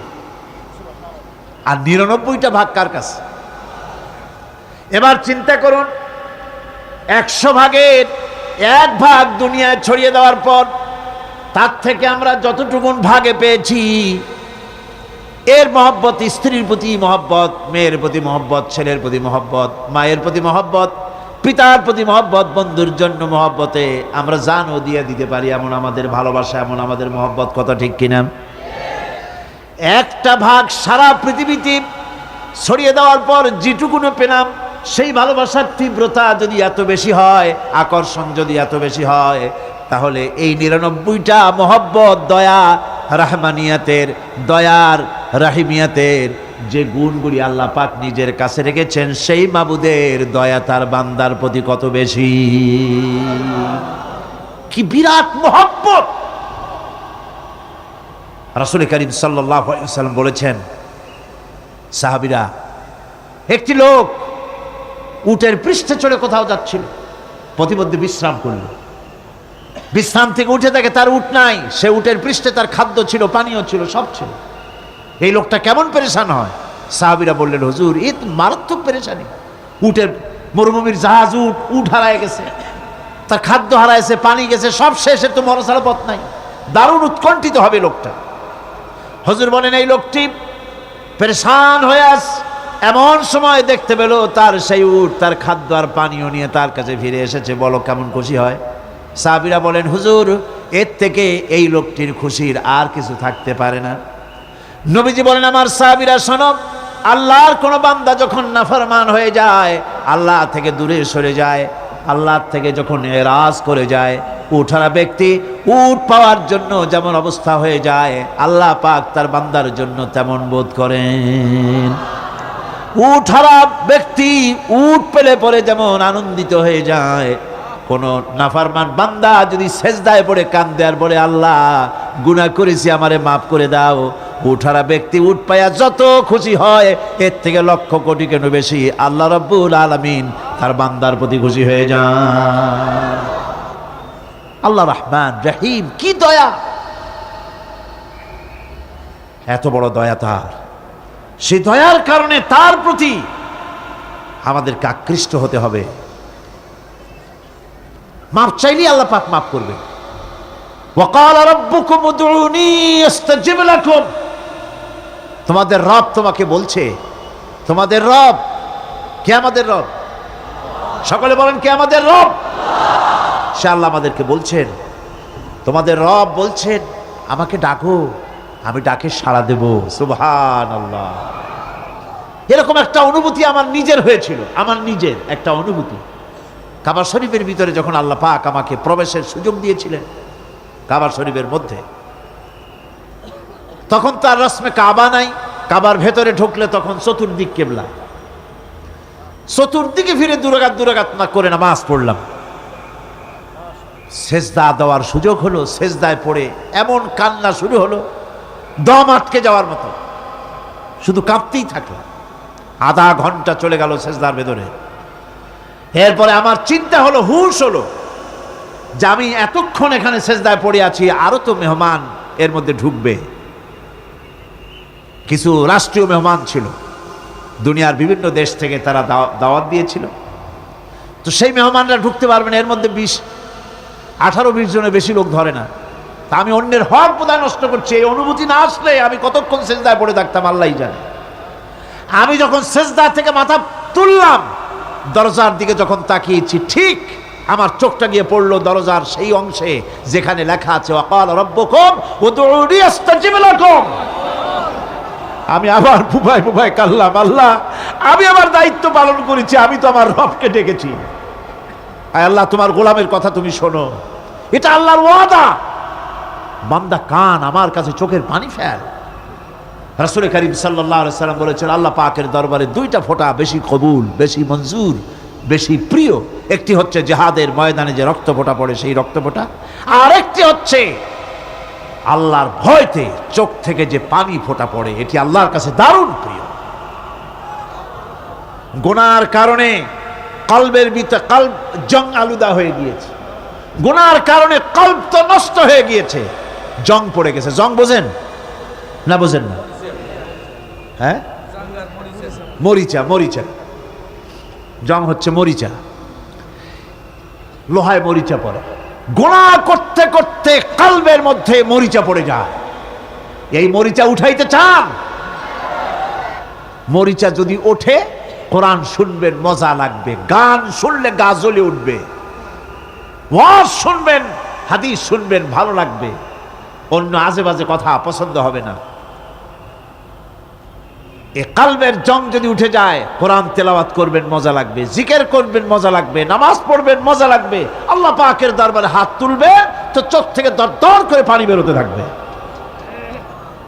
চোখে পানি আসে না, কারণ কলব তো জাঙ্গালুদা হয়ে গিয়েছে, এটা মরিচা পড়ে গিয়েছে। আমি জিজ্ঞেস করতে চাই, কলবের এই জং, এই মরিচা কি আপনারা উঠাতে চান? সেই মরিচা যদি তুলতে চান, তাহলে চোখের পানি ছাড়া আর কিছুই নাই, আল্লাহ পাকের জিকির করতে হবে। আল্লাহ পাকের জিকির হচ্ছে জং উঠিয়ে দেওয়ার জন্য সবচাইতে বড় হাতিয়ার। আর চোখের পানিতে এই জংগুলি ধুয়ে মুছে আল্লাহ পাক সাফ করে দিবেন। কাঁদতে শিখুন, আল্লাহ পাকের দরবারে চোখের পানি ফেলতে চেষ্টা করুন। কিয়ামতের দিন আল্লাহ পাক যদি রহিম না হন, বাঁচার কোনো উপায় নেই। বাঁচার উপায় আছে? উপায় নেই। আল্লাহ যদি হিসাবের জন্য ধরেন কিয়ামতের দিন কাউকে, হিসাবের জন্য যদি ধরেন, তাহলে জাহান্নাম ছাড়া পথ নাই। এই জন্যে আল্লাহুম্মা হাসিবনি হিসাবান ইয়াসীরা, এই দোয়া পড়তে হবে। আমরা যখন বললাম আর রহমানির রহিম, বলেন সবাই আর রহমানির রহিম। আবার প্রশ্ন হয়, বান্দা বুঝলাম, আরো কোনো কোয়ালিটি, আরো কোনো বৈশিষ্ট্য তার আছে নাকি? আমরা বলি মালিকি ইয়াউমিদ্দিন। তিনি হচ্ছেন বিচার দিনের মালিক, শেষ বিচারের মালিক তিনি। একদিকে এটাকে ব্যালেন্স করা হয়েছে, একদিকে অফুরন্ত রহমত, যার কোনো কুল নাই, কিনারা নাই। এখন আদল দরকার। এখন কি দরকার? আদল, ইনসাফ দরকার। আল্লাহ পাক একদিকে অফুরন্ত রহমত আর নিয়ামত দিয়ে পৃথিবীকে ছেড়ে রেখেছেন, অপর দিকে বলেছেন আমি হচ্ছি বিচার দিনের মালিক, সেদিন আমি বিচার করব। সেই বিচারের ভিতরে কোনো পক্ষপাতিত্ব থাকবে না, হবে না। সেখানে তিনি হবেন হাকামুল হাকিমিন, ওইটা হবে সুপ্রিম কোর্টের সুপ্রিম কোর্ট। সেই পরকালে, সেই কিয়ামতের মাঠে আপনাকে আমাকে সকলকে উপস্থিত হতে হবে, নাকি হবে না? সবাইকে উঠতে হবে। এই দিন শব্দটি কোরআনে কারিমে বহু জায়গায় বলা হয়েছে এবং বিভিন্ন অর্থে ব্যবহার করা হয়েছে। যেমন দিন শব্দের অর্থ প্রভাব, প্রতিপত্তি, আধিপত্য, ইতাআত, বন্দিগি, দাসত্ব, আনুগত্য, নীতি, পথ, পন্থা, হিসাব, ফায়সালা, প্রতিদান, প্রতিফল, এরকম অনেক অর্থ, অনেক অর্থে দিন শব্দ কোরআনে কারিমের মধ্যে ব্যবহৃত হয়েছে। কিন্তু এখানে মালিক ইয়াউমিদ্দিন, এই দিন এখানে ব্যবহার করা হয়েছে প্রতিফল অর্থে। প্রতিফলের দিন, যেদিন প্রতিফল দেওয়া হবে, তিনি হচ্ছেন সেই দিবসের অধিপতি, সেই দিবসের মালিক। সূরা ইনফিতারে আল্লাহ পাক বলছেন, ওয়ামা আদরাকা মা ইয়াউমুদ্দিন সুম্মা মা আদরাকা মা ইয়াউমুদ্দিন। বিচারের দিনটি কি তা তোমাকে কে জানালো? আবার জিজ্ঞেস করছি, তোমাকে কে জানালো বিচারের দিনটা কি? আল্লাহ পাক জবাবে বলছেন, বিচারের দিনটা হচ্ছে ইয়াউমা লা তামলিকু নাফসুন লিনাফসিন শাইআন ওয়াল আমরু ইয়াউমা ইযিন লিল্লাহ। বিচারের দিন হচ্ছে এমন দিন যেদিন কেউ নিজেকে রক্ষা করতে পারবে না, কারো থেকে কেউ নিজেকে রক্ষা করতে পারবে না, নিজেকে কেউ নিজের জন্য কাউকে সাহায্যকারী পাবে না। সমগ্র ব্যাপারটি নিরঙ্কুশভাবে আল্লাহ রাব্বুল আলামিনের হাতে থাকবে। সেই দিনটার নাম কিয়ামত, সেটার নাম পরকাল, সেটার নাম হচ্ছে বিচারের দিন। যেদিন কর্তৃত্ব হবে কেবলমাত্র কার? আল্লাহ পাকের। সেই দিনটা হচ্ছে কর্মফল পাওয়ার দিন। লাহা মা কাসাবাত ওয়া আলাইহা মাকতাসাবাত। প্রত্যেক মানুষই সে উপার্জন অনুসারে সেখানে ফল পাবে। যেমন কর্ম তেমন ফল পাবে, ব্যক্তি হিসাবে পাবে, দল হিসাবে পাবে। তিলকা উম্মাতুন ক্বাদ খালাত লাহা মা কাসাবাত ওয়া লাকুম মা কাসাবতুম ওয়া লা তুসআলুনা আম্মা ইয়ামালুন। প্রত্যেক মানুষই তার উপার্জন অনুসারী ফল পাবে। যা সে পাবে তা নিজের উপার্জন ছাড়া আর কিছুই না, আর যে ফল পাবে সেটাও তার উপার্জন। সুতরাং কিয়ামতের দিন আল্লাহ মানুষের উপরে কোনো জুলম করবেন না, অত্যাচার করবেন না। আল্লাহ পাক তো তার বান্দার জন্য জুলুমকারী নন, ঠিক কিনা? আল্লাহ পাক বলছেন, মান আমিলা সালিহান ফালিনাফসিহি ওয়া মান আসাআ ফাআলাইহা ওয়া মা রাব্বুকা বিযাল্লামিন লিল আবিদ। যে ব্যক্তি পুণ্য কাজ করলো সে নিজের কাজে, নিজের স্বার্থেই তা করলো। আমরা যে নামাজ পড়ি এটা কি আল্লাহর স্বার্থ? কথা কন, আল্লাহর স্বার্থ? সারা পৃথিবীর সমস্ত মানুষ যদি আল্লাহরে সেজদা দেয়, আল্লাহর ক্ষমতা আরো কিছু কালের জন্য বাড়বে নাকি? সমস্ত মানুষ যদি আল্লাহকে অস্বীকার করে, বিদ্রোহী ঘোষণা করে, বিদ্রোহ ঘোষণা করে, তাতে কি আল্লাহর ক্ষমতা শেষ হয়ে যাবে? নাউযুবিল্লাহি মিন যালিক। যেমন ছিলেন তেমনই থাকবেন। সুতরাং আমরা যা করি, আমরা নামাজ পড়ি নিজেদের জন্যে, আল্লাহকে খুশি করার জন্য, কিন্তু কল্যাণটা আমার। কল্যাণটা কার? আমার। রোজা, হজ, যাকাত, তেলাওয়াত যা করি সব আল্লাহকে খুশি করার জন্য, কিন্তু স্বার্থ পুরাটাই আমার, আমার কল্যাণের জন্যই আমি করি। এবং আল্লাহ হচ্ছেন তিনি তোমাদের রব। ওমা রব্বুকা বিযাল্লামিল লিল আবিদ, তোমাদের রব হচ্ছেন তিনি যিনি বান্দাদের উপরে কখনো অত্যাচার করেন না, জুলম করেন না, মেহেরবানি দিয়ে যিনি ছেয়ে রাখেন তিনি হচ্ছেন আল্লাহ পাক। সুতরাং সেই কিয়ামতের মাঠে আল্লাহ পাকের দরবারে আমাদের সকলকেই উঠতে হবে, আল্লাহ পাকের দরবারে আমাদের সামনে আল্লাহ পাকের সামনে দাঁড়াতে হবে। সেদিন আমাদেরকে কেউ বাঁচাতে পারবে না।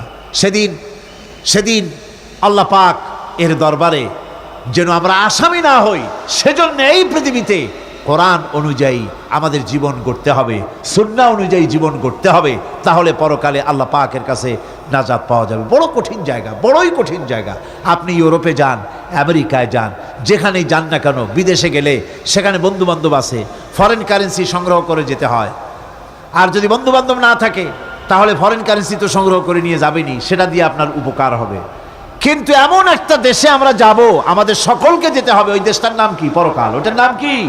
পরকাল। ওই পরকালে আমরা যে উঠবো, সেখানে কোনো আত্মীয় স্বজন মিলবে না। আল ইয়াউমা লা ইয়ানফাউ মালু ওয়ালা বানুন, ধন, সন্তান, সন্ততি, সম্পদ কোনো কাজে লাগবে না কিয়ামতের মাঠে। সেদিন আমাদের উঠতে হবে খালি হাতে, সেখানে উঠতে হবে, কোনো ফরেন কারেন্সি দিয়ে কাজ হবে না, বন্ধু বান্ধব মিলবে না, কারেন্সিও মিলবে না। এমন একটা কঠিন জায়গা যেখানে মাথার উপরে হবে প্রচণ্ড সূর্যের কিরণ, পায়ের তলে হবে তামার মতো জমিন, সমস্ত মাঠ জুড়ে শুধু মানুষ চিল্লাবে, কাঁদতে থাকবে, চিল্লাইতে থাকবে, উলঙ্গিনী হয়ে কিয়ামতের মাঠে মানুষ আল্লাহর দরবারে উঠবে। হযরত আয়েশা সিদ্দিকা রাদিয়াল্লাহু তাআলা আনহা বলেছেন, হে রাসূল, তাহলে কি মানুষের শরম করবে না? হুজুর বললেন, শরমের অনুভূতিই তো থাকবে না, মানুষ সব আকাশের দিকে, ঊর্ধ্বের দিকে তাকিয়ে থাকবে, ভয়তে অস্থির হয়ে যাবে, কেউ কারো দিকে তাকাবার সময় পাবে না। এমন একটা বিভীষিকাময়, এমন একটা বিরাট জায়গায়, কঠিন জায়গায় আমাদের সকলকে উঠতে হবে।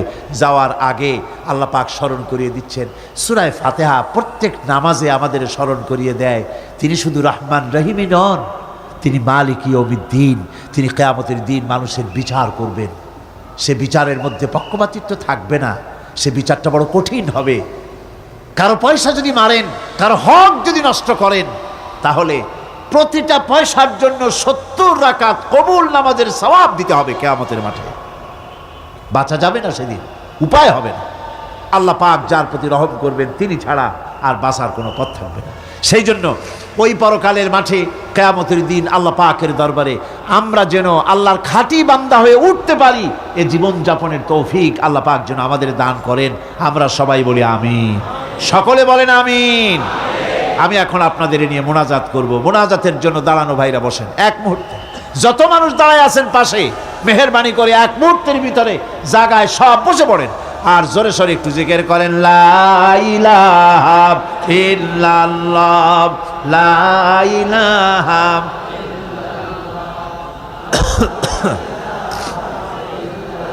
আগে জান নাই।